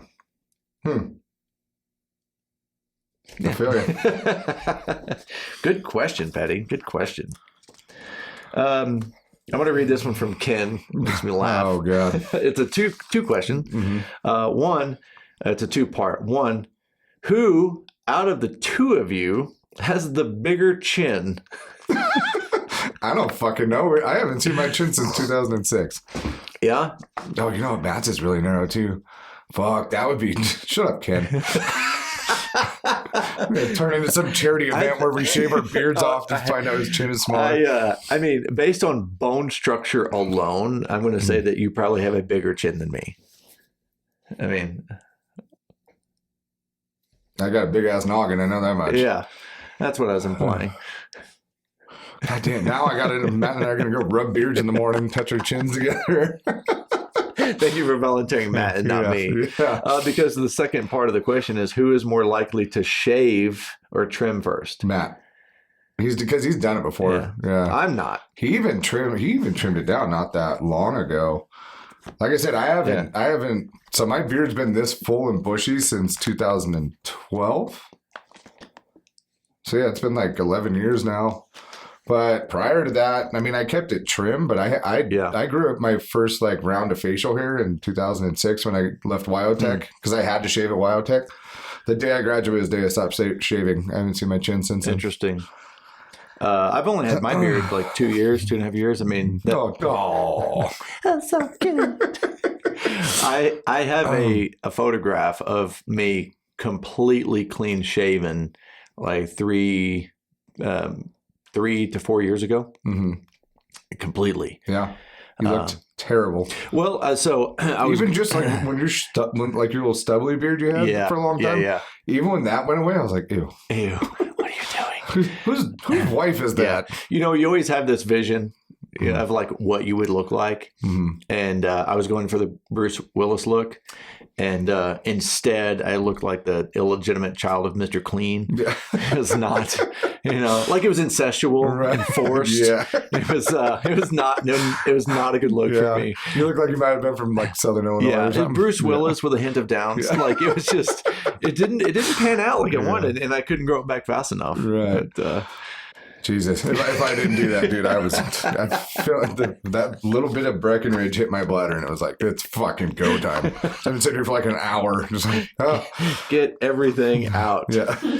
All right. Who's up? You are. I am. You're asking me, or I'm asking you? You're asking me. Okay. So this. Did you not understand the question you asked me? No, I said who's up. You said you are. You are up. Yeah. You go. Okay. I go, you go. You understand how that can be confusing. I do now. Okay. Welcome to my retardation. All right. So last one I got from Phil Licardi. I really like this question. What's something you're glad you tried, but you would never do again?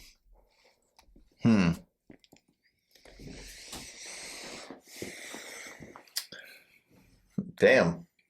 He's got some fucking thinkers with these.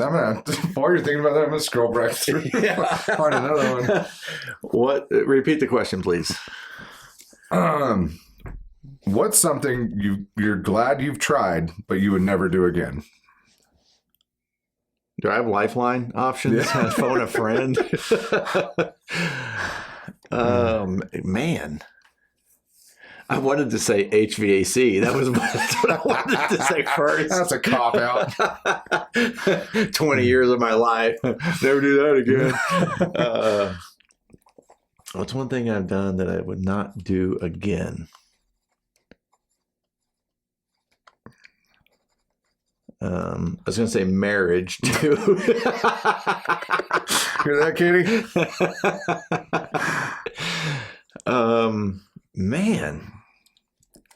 You may have to give me a little bit of time to stew on that. That's okay. That is kind of a heavy one, but yeah. I like Phil's questions because I always have an answer as to why I have a difficult time answering them because I don't do anything that's not deliberate. Well, dude, yeah, okay, Mr. fucking serious discipline. You were never a fucking kid at any point. You did something stupid, or I mean, you started a fucking HVAC business with a guy that stole all your fucking money. Yeah, that's another end. But I wouldn't not start another HVAC business. Wow. I just wouldn't go into business with him. Yeah.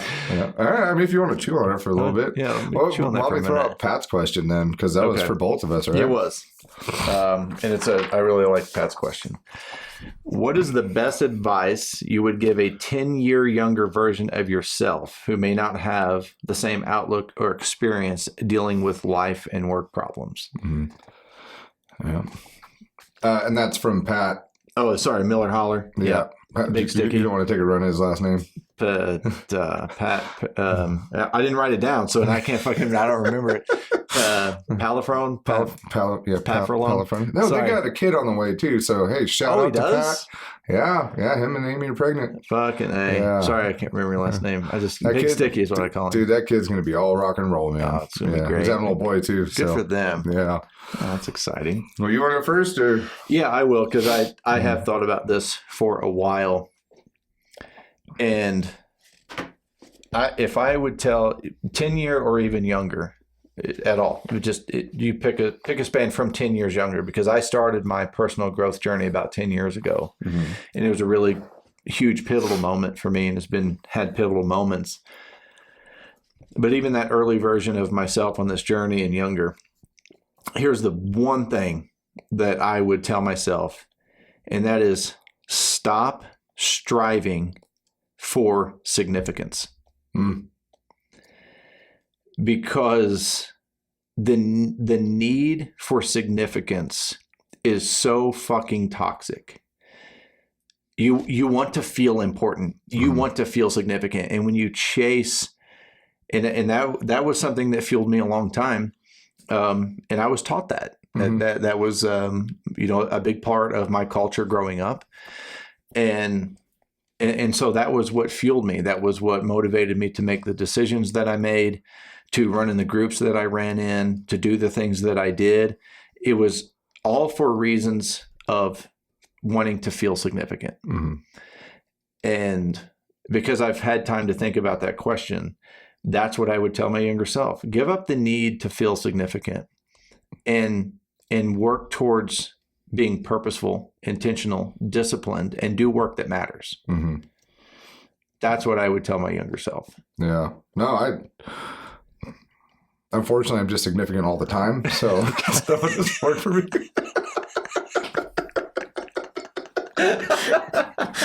I just heard everybody's eyes roll. I can't believe no one asked me how I work with you every week on this podcast. Well, they know exactly why. Hello. Hello, the talent has arrived. Yeah. See, for mine, like I thought about this for a long time, because you brought it up maybe 2 weeks ago, but like the single-handed, like best piece of advice I could have given myself was that understand you don't owe anybody anything. I stuck around in relationships for way too long. I stuck around in jobs for way too long. I did drugs for way too long. I feel like I owe my drug dealers. If they'd hit me up and be like, "Hey man, you want some blow?" I'd be like, "Yeah, dude. Well, I mean, you hit me up, so I might as well." But it was more. I didn't even necessarily want it in that time, but it was more of an appeasement of like, "Oh, that guy thought about me. I don't want him to not think about me next time." There's all these fucking excuses, But at the end of the day, it was my dumbass brain and the way that I operated that I thought I owed everybody something, and I went down these paths of like sacrificing myself for the benefit of everybody else. And eventually everything imploded on me. It all blew up in my face, like the business took a downturn and I got divorced and, I quit doing drugs and stuff, but it's like the stuff that, and to sit here on this podcast and preach it to everybody else all the time, you got to be the best version of yourself. You got to show up for yourself first. The fucking ass kickings I had to go through to get to a point to even catch a glimpse of that is kind of unfathomable, And it was because I felt like I owed everybody else something else, and that it was that's my job as a man, is that I'm here to provide for everybody else, and like that's what your worth was tied to, and if I could be 26 back in Kamana with Matt, and we were in a bad fucking job. Like, and Matt actually left because that job was so fucking horrible, and I lost my best friend for fucking couple years because of that. But my loyalties were tied to the company, and like there's a self gratifying thing about putting your balls on the chopping block for other people. And that's not a good fucking place to be in. It's not a good look, and it does nothing for you, you know, other than some experience. Mm-hmm. But, you know, I could be in a much different place in life if I put myself before I put everybody else. And I'd be in a much healthier place, Mm-hmm. you know. It took a lot of unfucking and a lot of introspection to get to that point, but you know, I was always a people pleaser, and I still am to a certain extent, Mm-hmm. you know. But I got that little switch in my brain now where I'm like, is this serving me? Mm-hmm. You know, like what? And it's selfish, right? It does sound selfish, and it comes off that way. But, yeah, man, to just realize that it ain't a fucking thing I owe anybody. Yeah. If it ain't in contract, Right. fuck you. We're not entering an agreement. Yeah, and even in that case, you know, like I Yeah. got divorced, so you know, even at that point, you know, you drive yourself to a point where you're so fucking tapped out and you're so emotionally unavailable, and you're doing a disservice to the people that you're doing this to. Mhm. You know, you're making their lives worse because you're sticking around and just trying to stick it out, and then I turned into this fucking moody piece of shit, and you know. That was a hard lesson to learn. Yeah. You know? And I could, you know what, dude, the fucked up part is I go back and tell myself that 10 years ago. I wouldn't fucking listen. I got to take those ass beatings, you know? Yeah. And I think the same thing. I you know, my younger version of myself wouldn't have listened to myself Mhm. at all. But at least I think if I would have, you know, had someone share that information, you know, with me, At least ponder it. that's, you know, because it's, I wonder why is that, you know, think that thing. Thinking about back to Phil's question, there's 2 parts I want to answer. Is one is I was not very explorational, Adventurous. I was not very adventurous. I wasn't. I just was never good at anything. I mean, that's the fucking truth. Can't even of it. ride a bike. Yeah, you know, I was never really good at anything, and you know, kind of to blend with that need of significance. Like if I wasn't good at it, I didn't even want to attempt it, or you know, I would easily fall in love with the idea of it more than the action or the result. And so I wasn't that adventurous. I just didn't do a lot. I fucking worked my whole life. I really have. To answer his question though, on a psychological level, is what I will never do again is live in fear. Huh. You did try it. I did. Mhm. You know, and I've been exposed to that. I've lived that, and that is something that I will never do again. Mm-hmm. Is I will never live in fear. Yeah, that's a good answer. I like that. Doesn't mean that I'm not afraid sometimes, Mm-hmm. but to live in fear for me is a non-negotiable. Mm-hmm. Because I would rather die facing the fear Mm-hmm. as live in fear itself. Right. And that is like, again, that's a non-negotiable for me. Mm-hmm. And it's probably one of the things that gives me confidence. You Yeah. know, the confidence that, What are you going to do? Kill me? right. Yeah. Okay. Yeah. Well, today's the day, motherfucker. Yeah, that's right. Yeah. Yeah. So I don't know. You kind of thinking about that is what helped me discover that answer, you know, of like, you don't owe anybody shit. And, Well, because that comes down to that. It's the fear of everything going away. It's the fear of losing the job. It's the fear of losing the girl. You know, it's a fear of losing the friends or the house, the fucking shit, all the stuff that goes along with it, you know? Like, and that's, you feel like your presence is the only thing keeping it around. But there you are holding people back. mm-hmm. Yeah. Yeah. I don't know. That's my answer to Phil's question. Well, so I got one more for you from Phil's. Yeah, go ahead. How many do you got over there? I've got a couple. Let me throw one at you. We'll go back and forth between these. Again, I feel like he knows us and he asks good questions. What are you interested in that most people haven't heard of? What a great Nate question. Because, ladies and gentlemen, I'm going to tell you something. While he's pondering his answer, Nate is one of the most inquisitive knowledgeable rabbit hole discovery people that I have in my life. And you are like a thesaurus of random shit. But I appreciate it. I do appreciate that about you. Yeah. So that's why I'm like, oh, what are you interested in that most people haven't heard of? If there's something. Yeah.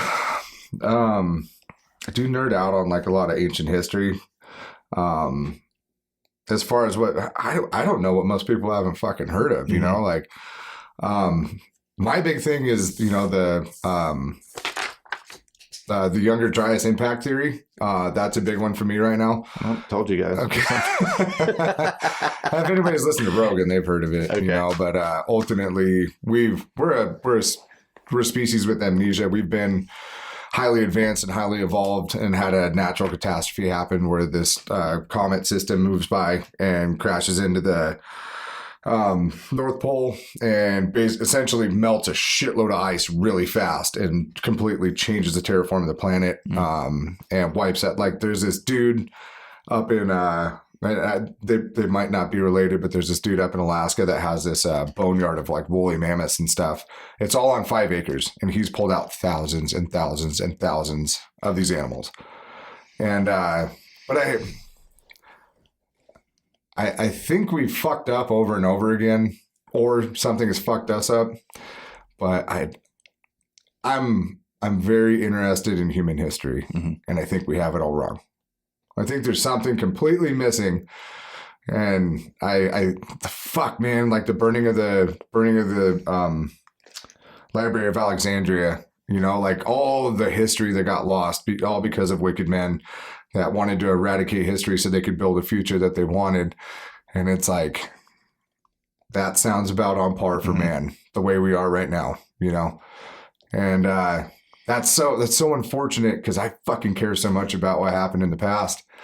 You know, what created our cultures, what made us amazing, to be the only animal on the face of the planet that has conscientiousness. Like, we're the only ones that understands life and death and understands ourselves, understands time, and yet we're squabbling over fucking internet posts. What a fucking waste. I love it. I was so curious to see what that question was going to unfold. But, I also like Borbals too, which anybody that doesn't know what a Borbal is, it's a South African Mastiff. Which is, I'm trying to get a dog right now, and that's what I want. An old cat over there turned me on to him. It's like a 160-pound dog that was used to ward off fucking lions and hyenas and shit. So it's a livestock guardian. Yeah. So yeah. But are you having any luck acquiring one? Yeah, because I want a brindle one. And a Borbal? Borbal. Boerbol. Boer. They're sounds like a Lord of the Rings character. It does, right? Yeah, it really does. The ring, my precious. Yeah. You used to do a pretty good job. Yeah, sorry. You go to Comic-Con or something? A hidden secret is I have a small array of different voices. That's a hidden talent of mine. They pop up every once in a while. Like, stupid felt Robertsons. Well, we're learning all sorts of new shit, right? It's my precious. Yeah. But yeah, no, those dogs That's my are sex voice, by the way. Oh. Katie, you lucky woman. Pillow talk as Gollum. Oh, panty dropper. Jesus. Yeah. But cool piece of tax advice, which I am not a financial advisor or a CPA, but you can use dogs as a tax write-off as long as they're over a certain weight and size, because you can use them as security for your shop. So you can write off the cost of the dog, all the vet visits, and all of the food that you feed it. Could I have done that with Mac? Yeah. 11 pounds. That's not even a mini Dobie. That's a fucking micro Dobie. Yeah. No, he would have told you full size. Oh, fuck, dude. 200 pounds. Dude, he'll rip that fucking toenail right the fuck off. Yeah. He's gone. Yeah. I like your answer. That was good. Well, thanks. Okay. I like this question because I know it's ludicrous to ask it. What do you do when you're not working?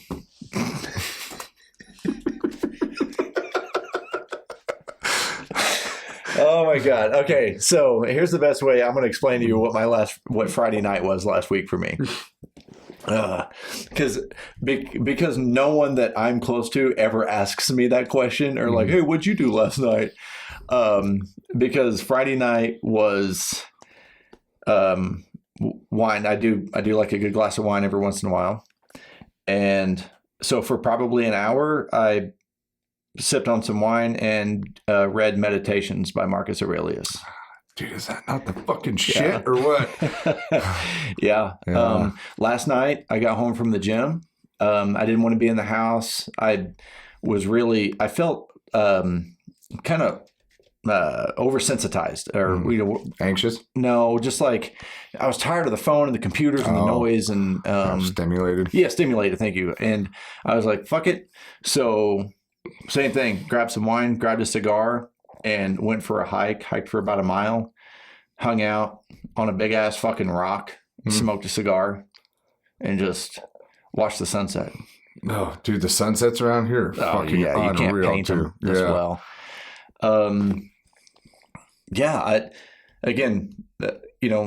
I try to live a kind of a Spartan lifestyle. Except for that whole swinging an axe in the side of somebody's face. Except for that, that's far. That's hanging on the wall behind me. No, and I don't want to be like, oh man, I don't think you should do that. No, of course I get distracted. I love a good movie. Sundays are my prep day. I go to the cafe. I have breakfast. I go grocery shopping. I come home. I do all my laundry, all my cleaning, and all my meal prep. And I like to watch. I know you're looking at me. Which be good to see your fucking face, dude. Dude, I'm trying to get wiped up. This motherfucker. And like Sundays for me, like I will sit down and watch a movie that I haven't seen. Because during the week when I play the television while I'm making dinner or whatever, it's a background noise. It's background noise, and 9 times out of 10, it's a cooking show. And if it's not a cooking show, the other time it's probably a CrossFit documentary. Because I don't want the distraction. Right. My other kind of ritual that I'm interjecting into my life is Sunday evenings is to hike at Tahoe. Skunk Harbor is about a 2-mile hike. And so you can only get there from hiking or from a boat. It's not near a boat ramp or anything. Right. And I like to go down there. Talk about Cave Rock? Dude, I'm not as familiar as I should be. It's right off. It's just past Spooner. It's down from Spooner Lake. On the 28 or? It's north of Spooner Lake, I think, on the 28. Oh, okay. Yeah. Gotcha. Yeah. So do you go through the cave? No. No. Okay. The cave is Cave Rock. Okay. Just so you know. Yeah. Sure. Or the tunnel. Yeah. No, you don't go through the tunnel. Okay. You don't go that far. Okay. It's probably 1.5 miles up. But okay. For me, I go down there. I hike off the course a while. I sit on a big ass rock and smoke a cigar. Yeah. That is, for that, man, I get so much enjoyment out of just quietness and a good cigar. I really do. Okay. Now I got a question for you. Yeah. You ever smoke weed? No. No? Nope. I think you're a fucking candidate for it.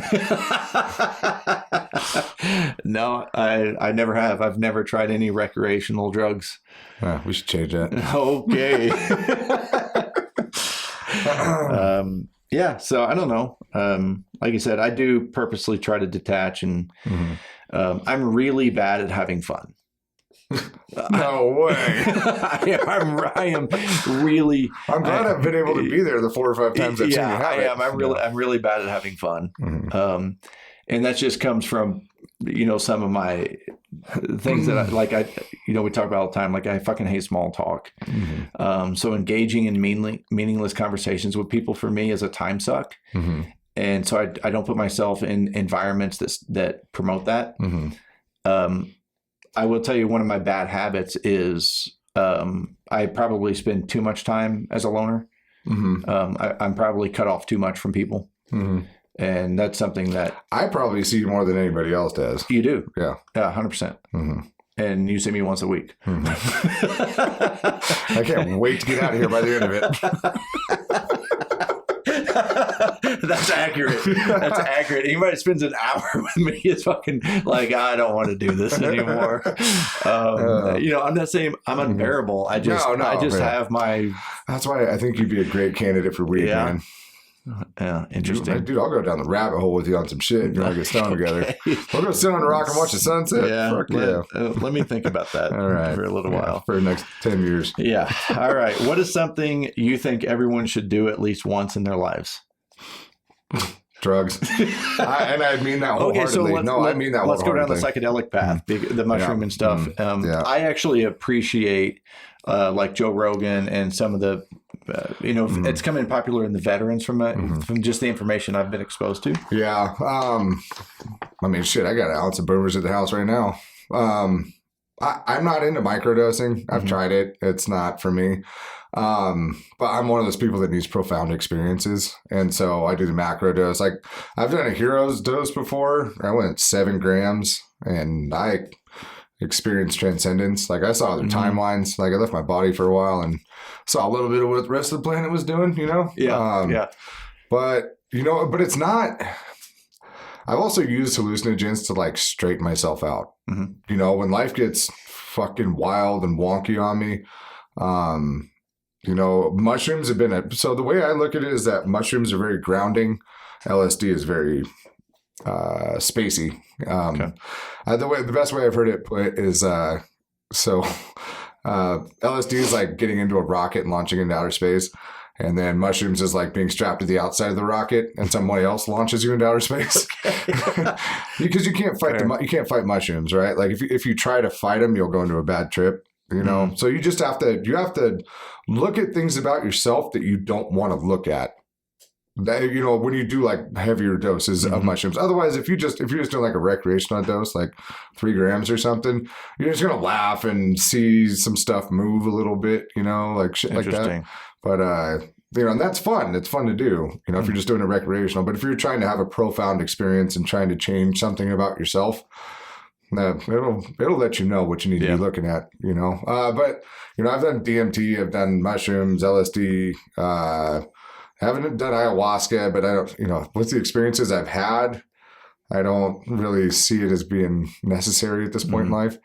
But even just like marijuana and stuff like that, even cocaine, or I've done plenty of ecstasy. I was good at Burning Man and shit. So I haven't been since 2013 or something like that. But those are also very profound experience. Even the man-made drugs are still, I'm not saying go out and fuck your life up, but I'm saying drugs aren't what you think they are.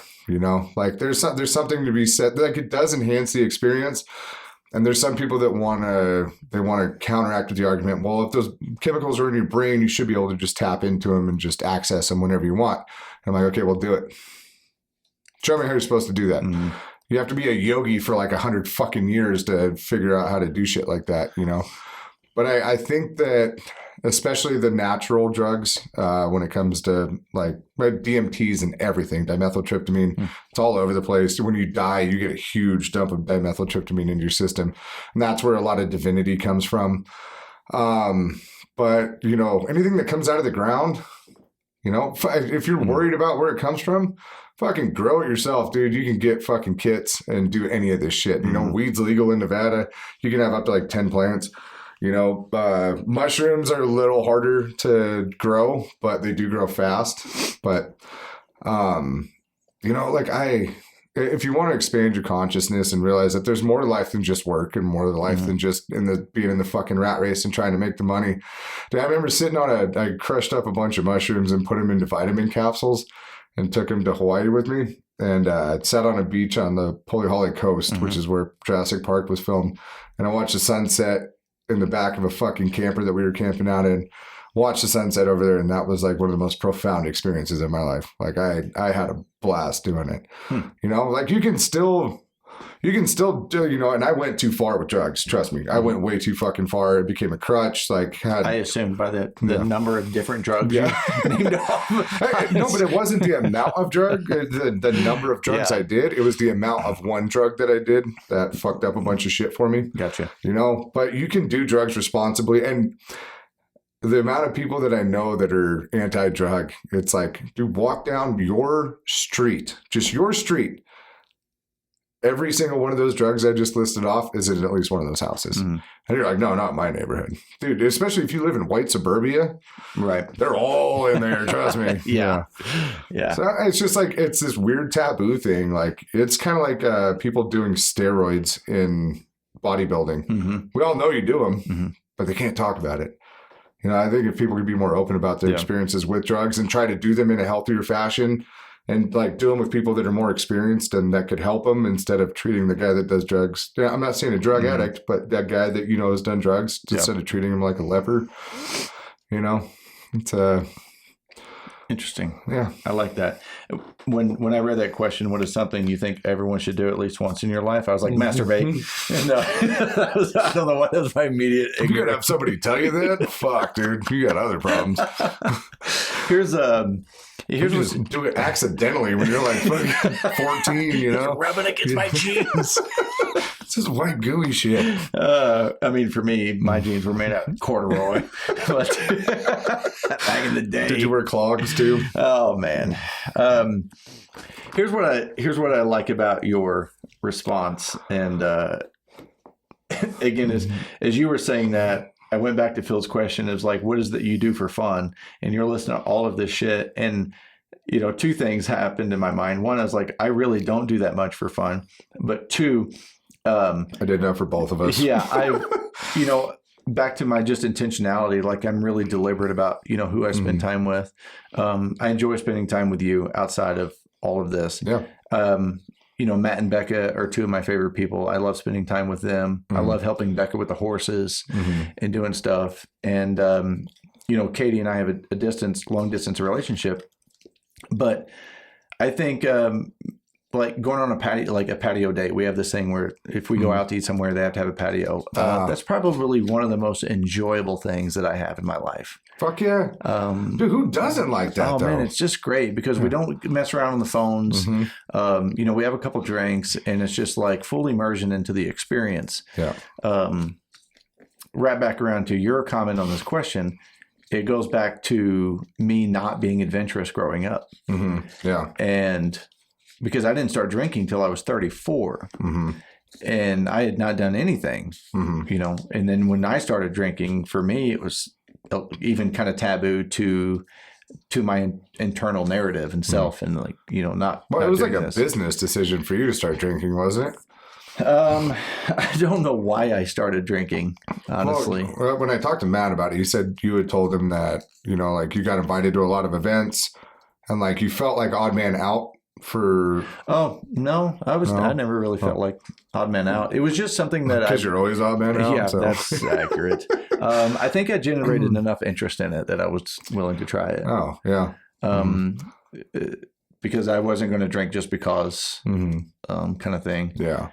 But it was also, you know, growing up in a kind of a constant state of fear of stepping outside the wire. I didn't experiment with stuff. Right. And I wasn't very adventurous. Yeah. I mean, the taboo nature of, you know, or even like, dude, even just like look at people's weird sexual adventures that they go on, you know, like nobody wants to talk to their partner about that one thing that turns them on, whatever their kinky shit is, you know, and it's like. Spit butter in my ass. Yeah, Like, right. what? Yeah, what? Hold on. Okay. That might have crossed the line. Yeah. I didn't mean you spit butter. Yeah, no. Wait, how'd you take that? It wasn't an invitation at all. Yeah. No, but it's that's that, you know, there's all this shit that from a sociological standpoint we're told you don't do this, and you sure as fuck don't talk about it if you do it, you know. But then, you know, the world's become much more lax in the ways that it allows people to communicate. But then again, is it more beneficial? Are we seeing better results out of a younger generation? But I also feel like you're looking at people that are unguided with a lot of it. Look at shamanism, you know. I will. Yeah. No, shamanism is like What that means. it's a spiritual like you know, it's like a holy man pretty much. Shamans are. Okay. A lot of it revolves around hallucinogens. A lot of human like social interactions and the way we operate, especially in religion, a lot of it revolves around hallucinogens. And there's like this thing called the high monkey theory that we followed herds of cattle around as a bipedal hominid, and we were picking up these mushrooms and eating them and having these psychedelic experiences, and that's when we became conscious. So it's a theory. It's not, doesn't mean that's what actually happened, but they play a role. They play a role in society, whether or not you want to believe they're good or not. Somebody on your street's probably frying balls on mushrooms right now anyway. So Interesting. Yeah. I know somebody's on something in the apartment I live in. that's meth, Josh. I know that for a fact. Like, why am I hungry? I'm so hungry all the time. Yeah. Okay, drugs. I like it. Yeah. Fuck you, Nancy Reagan. Yeah, fuck that bitch. Not literally. The I think DARE she's dead. program ruined. I like this question. What is something that people are obsessed with, but you just don't get the point of?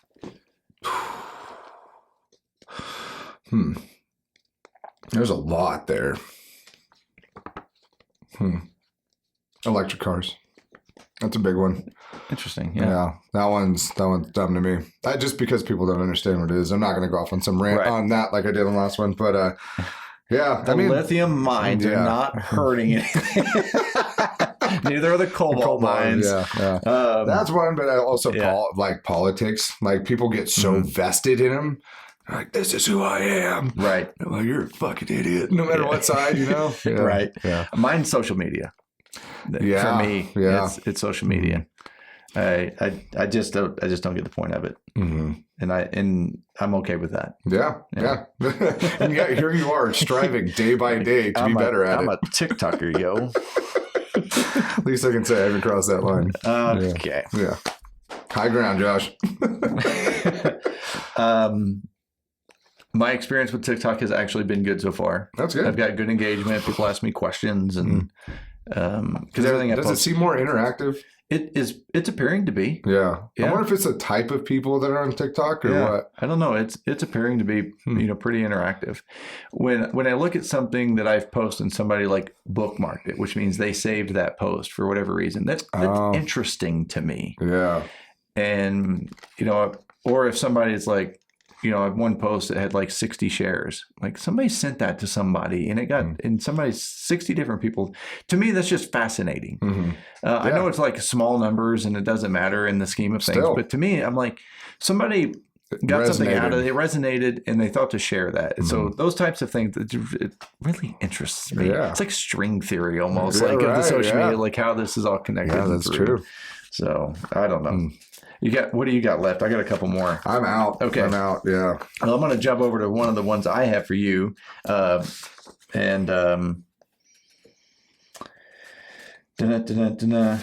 Okay. This is a question that I come up with for Nate. Now, I do want to tell people why I come up with these couple questions and I've shared this a little bit before, but it's worth revisiting. When Nate invited himself into being a co-host on this show, It's funny because it's true. so true. I was like, hey, man, I'm in on that shit. My hesitation, needless to say, it took me some time to think about it. And the reason is because I know two clear, distinct versions of Nate. Mm-hmm. I know previous Nate, previous self-awareness, personal growth, leadership, business entrepreneur Nate. I know pipeliner Nate. Mm-hmm. God, that guy's a piece of shit. And I know the Nate that I've been on this, near 4-year journey with through coaching and the podcasting.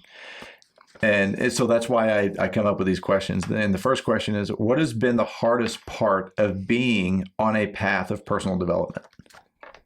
Letting go. It's ego, like letting go of what I thought made a man, made a tradesman, made someone successful, made a good son, a good husband, a good boyfriend. Like letting go of that like cookie cutter stigma that existed, That was hard. That was really hard because my identity was, I fucking strived to be all those things and I became all those things.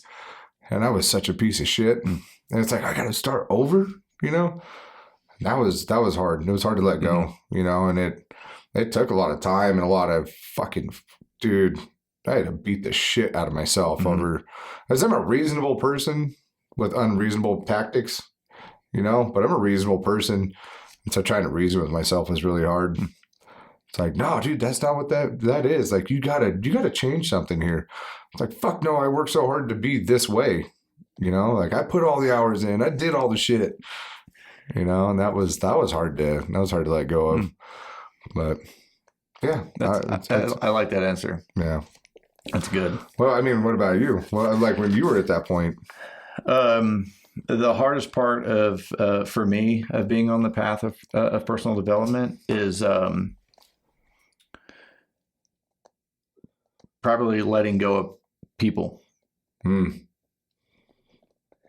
And something I've discovered, you know, about that is, and I've shared it in a previous conversation, is it's not really about leaving the people. It's about leaving that version of yourself that's connected to those people. And I found that to be difficult because that's where the significance was.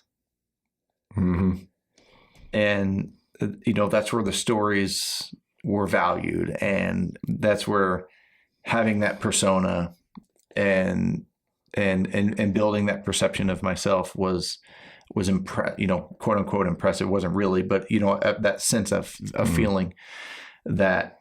And because when you start to outgrow that version of yourself that's connected to those people, it can easily, you get questioned, you know, and people don't understand.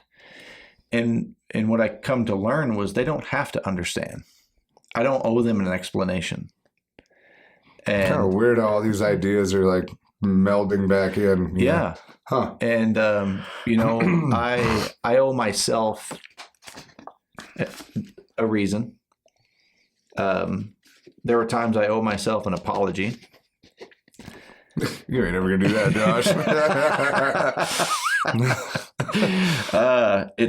Trust me, it's tough. But yeah, leaving those people. And what's interesting is it's not that all of those people are forgotten. You know, I still have relationships with those people. And the book I'm currently reading right now is Man Up by Bedros Keuilian. Fucking fantastic read. So I'm going to use one of his phrases. I haven't abandoned those relationships, but I have edited them. Shit. And so now I have relationships with people that I've grown up with and people that I have past experiences with, but they're an edited version now. And I'm okay with that. Are they okay with it? I don't know. But it allows me to continue to progress and grow. And that was hard. Again, that was hard because what you were talking about, letting go, like that was my identity. And that's what it was tied to. And that's how everyone perceived me. And now it's frustrating as fuck when I go back into that environment. And that's still the lens that people look through when they see me. And I'm like, you have no fucking idea who I am. Well, and then when you have to let go and you look back and you know, when you were sitting there making the conscious decision to move on and to let go, you're like, man, I'm going to go back to being nothing. And then now you look back on that time and you're like, man, you were nothing. You're already there. You just didn't fucking know it. Yeah. It's, I think, you know, just evolution and maturity is really important. And the amount of time that I spent stagnant in my maturity is embarrassing, really embarrassing. But just like I don't owe them an explanation, I'm not interested in defending myself as to why I do the things that I do now. We either align or we don't. Doesn't mean that we have to disagree. If we do, that's okay too. Yeah. Well, and people think that disagreement needs to be rooted in hatred, which isn't the case at all. Right. You know, sometimes it's based in love. It's like, hey man, I get it. I see why you are the way you are. I see why you look at the world the way you do. I don't. And I'm going to be in your way. Yeah. And that's I don't know, they're not necessarily in your current corner, but those are cheerleaders. Yeah. Right. And those are good people. So I think that was the hardest part for me, for sure.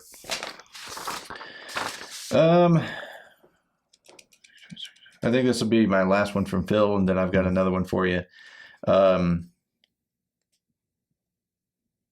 What is the luckiest thing that has happened to you? That one came to my mind right away. I was serving tables at a Chili's in Folsom, California. And I just gotten done at Wildtech. Had gotten, I went to school for chassis fabrication, high performance engines.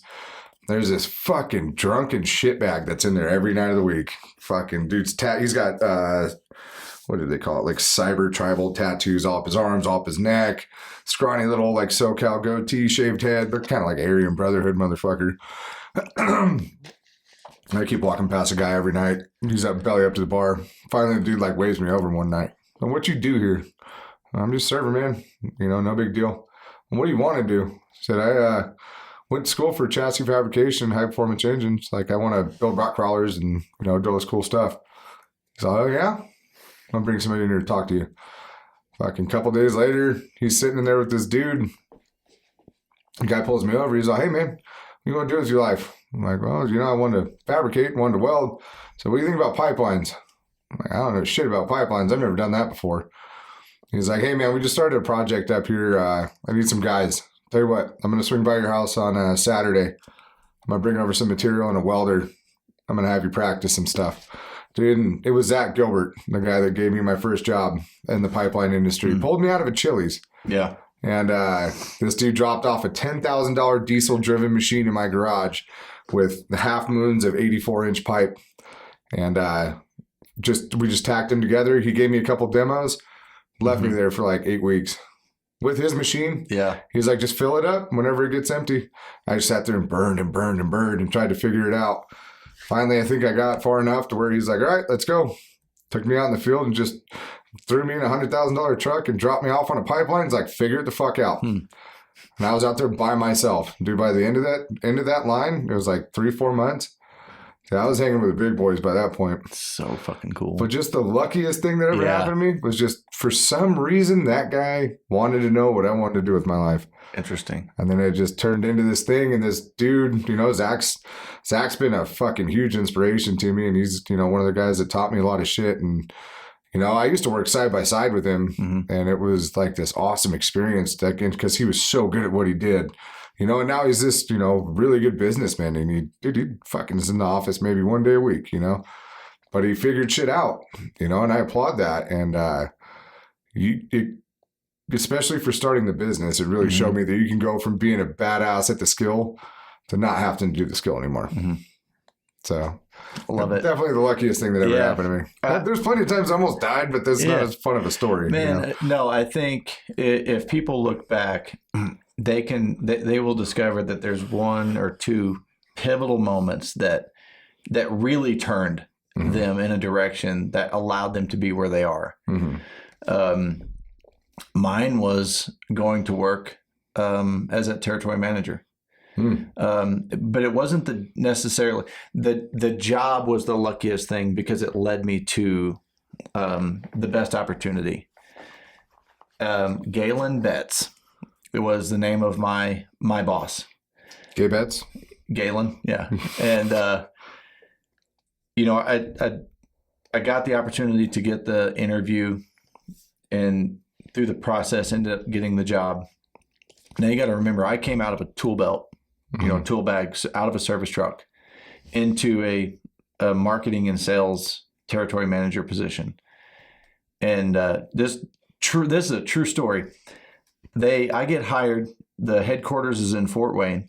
They send you there for a week for orientation. You meet all of the different department heads. The factory itself is in Fort Wayne. So you do a factory tour, all this kind of stuff. 4 days of just drinking through a fucking fire hose. And I had opted to stay Friday. Almost everybody bails Thursday night or Friday morning, but I had opted to stay because I was like, okay, I need to be in the environment to learn. And that was just my technician brain, like proximity. They give me a laptop, give me a phone, and this job came with everything. Salary, commission, mileage, expenses, benefits, insurance. I mean, it was the full fucking package.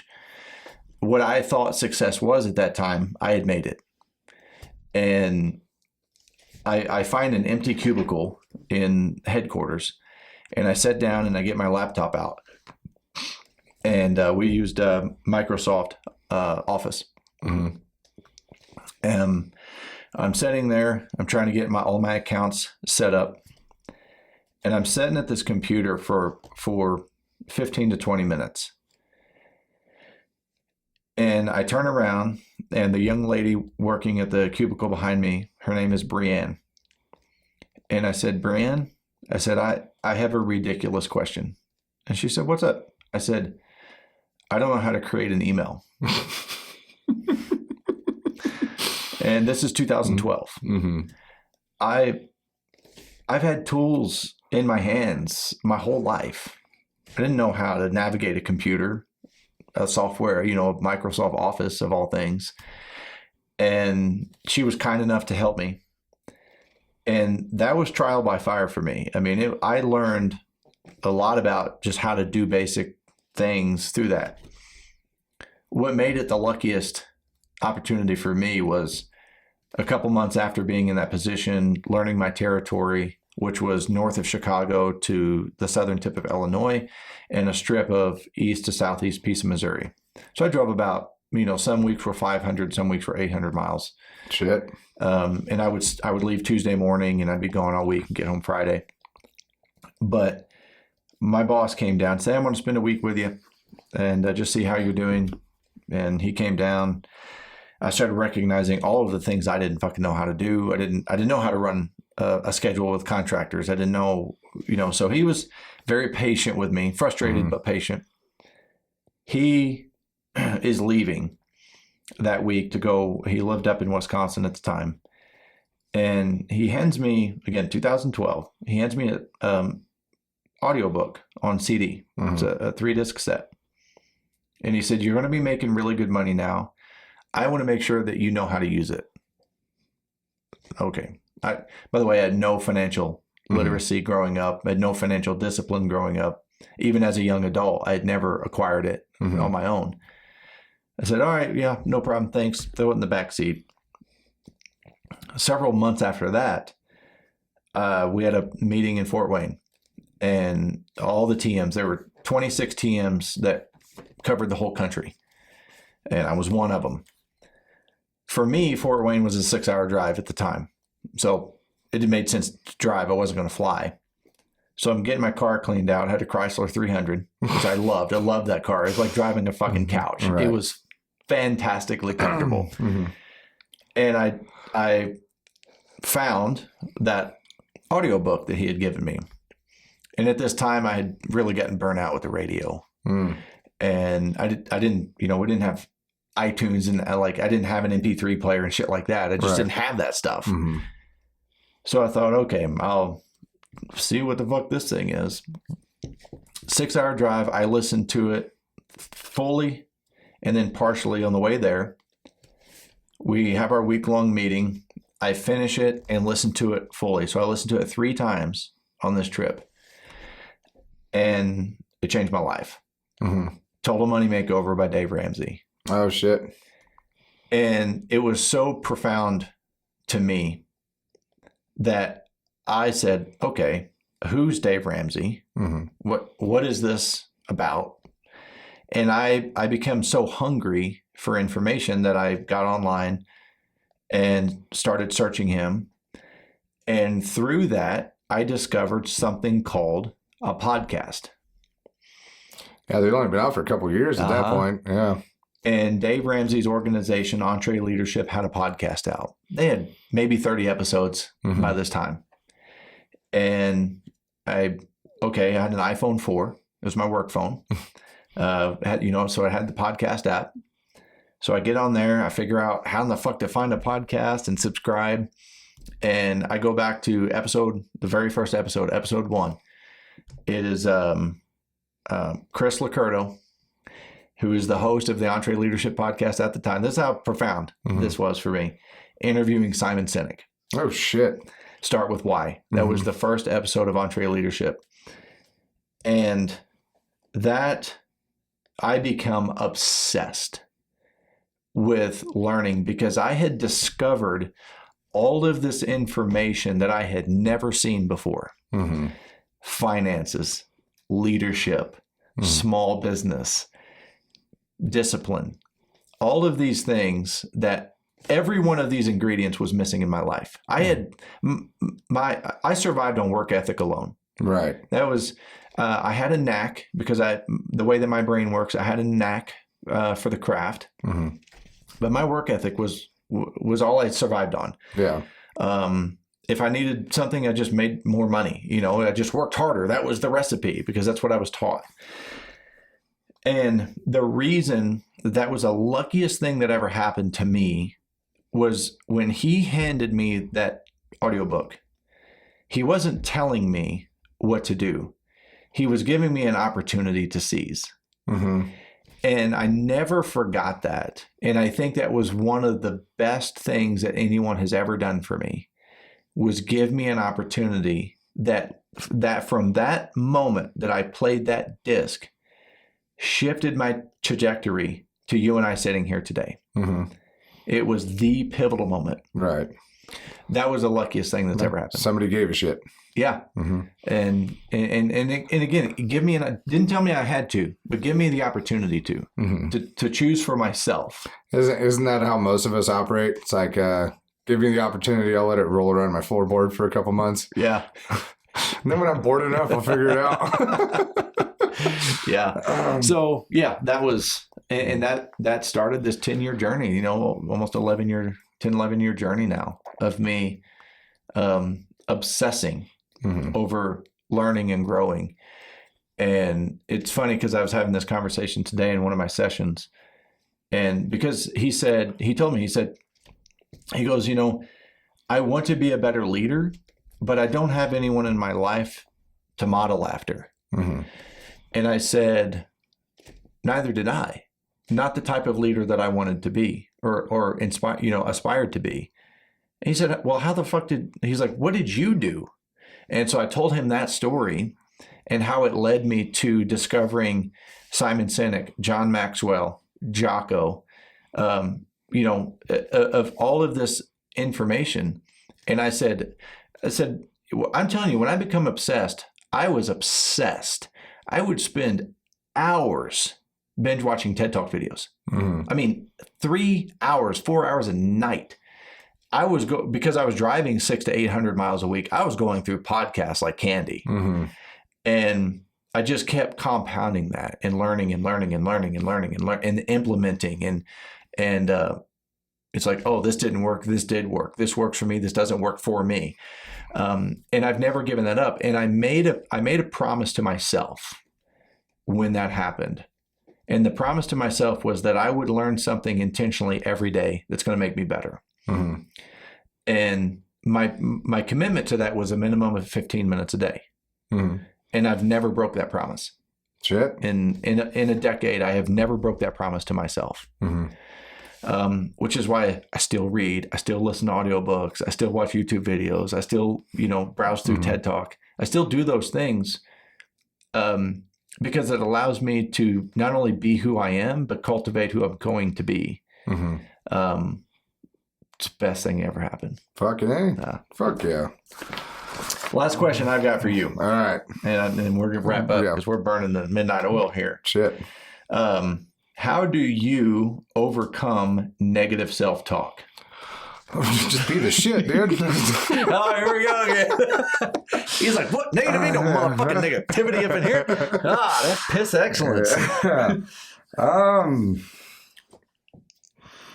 I know what it is. I'm aware of it, I know it's me looking for the easy way out.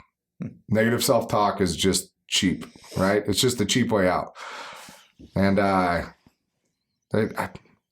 been down that path so many fucking times, and I've dealt with it and taken that easy way and then overcome it and looked at myself in a better light, and I ain't got fucking time for that shit, man. It's cheap. Negative self-talk is just cheap, You got a choice as to whether or not you listen to it. And I think a lot of people don't understand that. They don't understand that you don't have to listen to that. You got multiple voices in your head, at least if you're schizophrenic like I am, so. But, and it's to do, I think a big way, I know that my situation is a little different and I've done a lot of different stuff in life than a lot of people have, but it's do great things, the negative self-talk, it creeps in, but that's like, well, fuck, dude, I just did this, and this. Like, fuck, I ain't gonna listen to that shit. Like I know that I'm capable of great things and I do great things all the time. Do I fuck up? Yeah, sure. I don't let that voice win though. That little bitch voice doesn't get any microphone time in my head. It tries to scream from the background, but it's I get labeled as arrogant or an asshole or whatever, but dude, I'm trying to navigate the world just like you motherfuckers are, and it's I'd rather spend the time trying to do the best I can for everybody else rather than sit here and wallow in self-pity and bum myself out about the shit I can't change, Yeah. To say that I don't go down that path, like I see the fucked up wrong shit in the world, and it's not about ignoring it. It's about being a realist, acknowledge that it exists. That doesn't mean I'm going to be able to fix it. Doesn't mean there's shit I can do about it. Right. I can limit my participation in it. But, yeah, I fucking happens by proxy now, there's days like today, dude, I was ready to just tell everybody to go fuck themselves and fucking storm out of the building, and it was completely unwarranted. Just enough shit went wrong that I just looked at everybody like, you motherfuckers, but, and then that's the other stroke of the whole thing too, is, it's like you want to point the finger at everybody else. That's where negative self-talk comes in. It's like you spend all this time motherfucking people with your mouth, you out there talking your shit, running your mouth, and then you got to go lay in to bed with your imperfect ass every night. How's that working out? Yeah. You can talk all the shit you want, but at the end of the day, you're laying there in that bed thinking about who you are and what you do. And how that stacks up against all that shit you just talked. Yeah. How's that work? Yeah. I like it. I like it. Good. You just had to be like, Nate, why are you such an arrogant piece of shit? Good last question. But negative self-talk is something that is universal. Everyone experiences it. It does, yeah. I like what you said, that you choose to not participate. I really like that. You have a choice in whether or not you participate. And I agree with that. For me, I just, I hang on to the victories that I have and recognize that the negative self-talk is just coming from a moment of failure. And I failed at something doesn't mean like I'm a failure. And, well, and I'll tell you right now, that negative self-talk thing was a huge problem for me during my divorce. I couldn't get out of my fucking head. I couldn't get past it. And it was failure. And my divorce is the biggest failure of my life, and I wallowed in self-pity over that. I really did. And to sit here and tell you that I haven't ever fucking dealt with it's fucking bullshit. Right. That's like the prime example of it. When I say that I sat on the edge of my bed and bawled my eyes out, that was it, man. That was it, and it took a lot for me to walk past that. It took a lot. I still have my days, I still beat myself up over it. And it's, I figured it out though. Yeah. Yeah. Part of me too is Stoots. My buddy Stoots. You can't beat that motherfucker. We're 11 days apart, and he literally just got back up out of his deathbed for the fourth time. Jesus Christ! With fighting cancer, and he's one of my best friends. And the moment I start to get negative or fucking feel sorry for myself, his fight weight was 170, 175, and he's $125 with laying in bed with all this shit and all this radiation, and they're trying to do stem cell treatment. And I look at how fucking tough he is. And then I look at my little bitch ass self and I'm like, yeah, Yeah. You want to tell him your fucking problems? Right. Yeah. You know? And he really does. He really plays a part in kind of navigating me through that self-talk. Yeah. And I also know that I just got to figure out what it is that I don't know. Mm-hmm. And that's part of my thing too. And I think that's my technician brain, because I train myself to step back and go, what am I missing? Mm-hmm. And that's kind of how I try to navigate that self-talk too. It's like, all right, what am I missing? Like, I think there's 3 steps to any emotion. And negative self-talk is one. A, you have to acknowledge it. Mm-hmm. B, you have to accept it, which is where we get hung up. Mm-hmm. And then 3, you have to evaluate it. Mm-hmm. And then I think once you go through those 3 pieces, if you can check those boxes, then you're set to move forward. Right. If you're going to be negative or shitty or have that bitch voice, okay, let it run its course. It has a shelf life on it. Yeah. Let it run its course and then move on. But when you acknowledge it and don't accept it, you try to expedite that process. You try to skip past it. Mm-hmm. You know, if you're angry, be angry. If you're sad, be sad. And accept it for what it is, why it's doing it, evaluate it. And now I think you're equipped to move forward. And if you don't go through that, I think we just store it, Mm-hmm. right? We just hold it in, we store it. Let's not deal with this one at a time. Let's deal with 8 of them. Yeah. When we're drunk one night in our buddy's arms. You're crying in my beard. Yeah. I think you just shit your pants, bro. It came out like of both that. ends. Yeah. Oh, man. But, dude, congratulations on 200. Yeah. Fuck yeah, man. Yeah. Woo. Fucking, Who would it's have thought? been a blast. We're going Yeah. to keep going.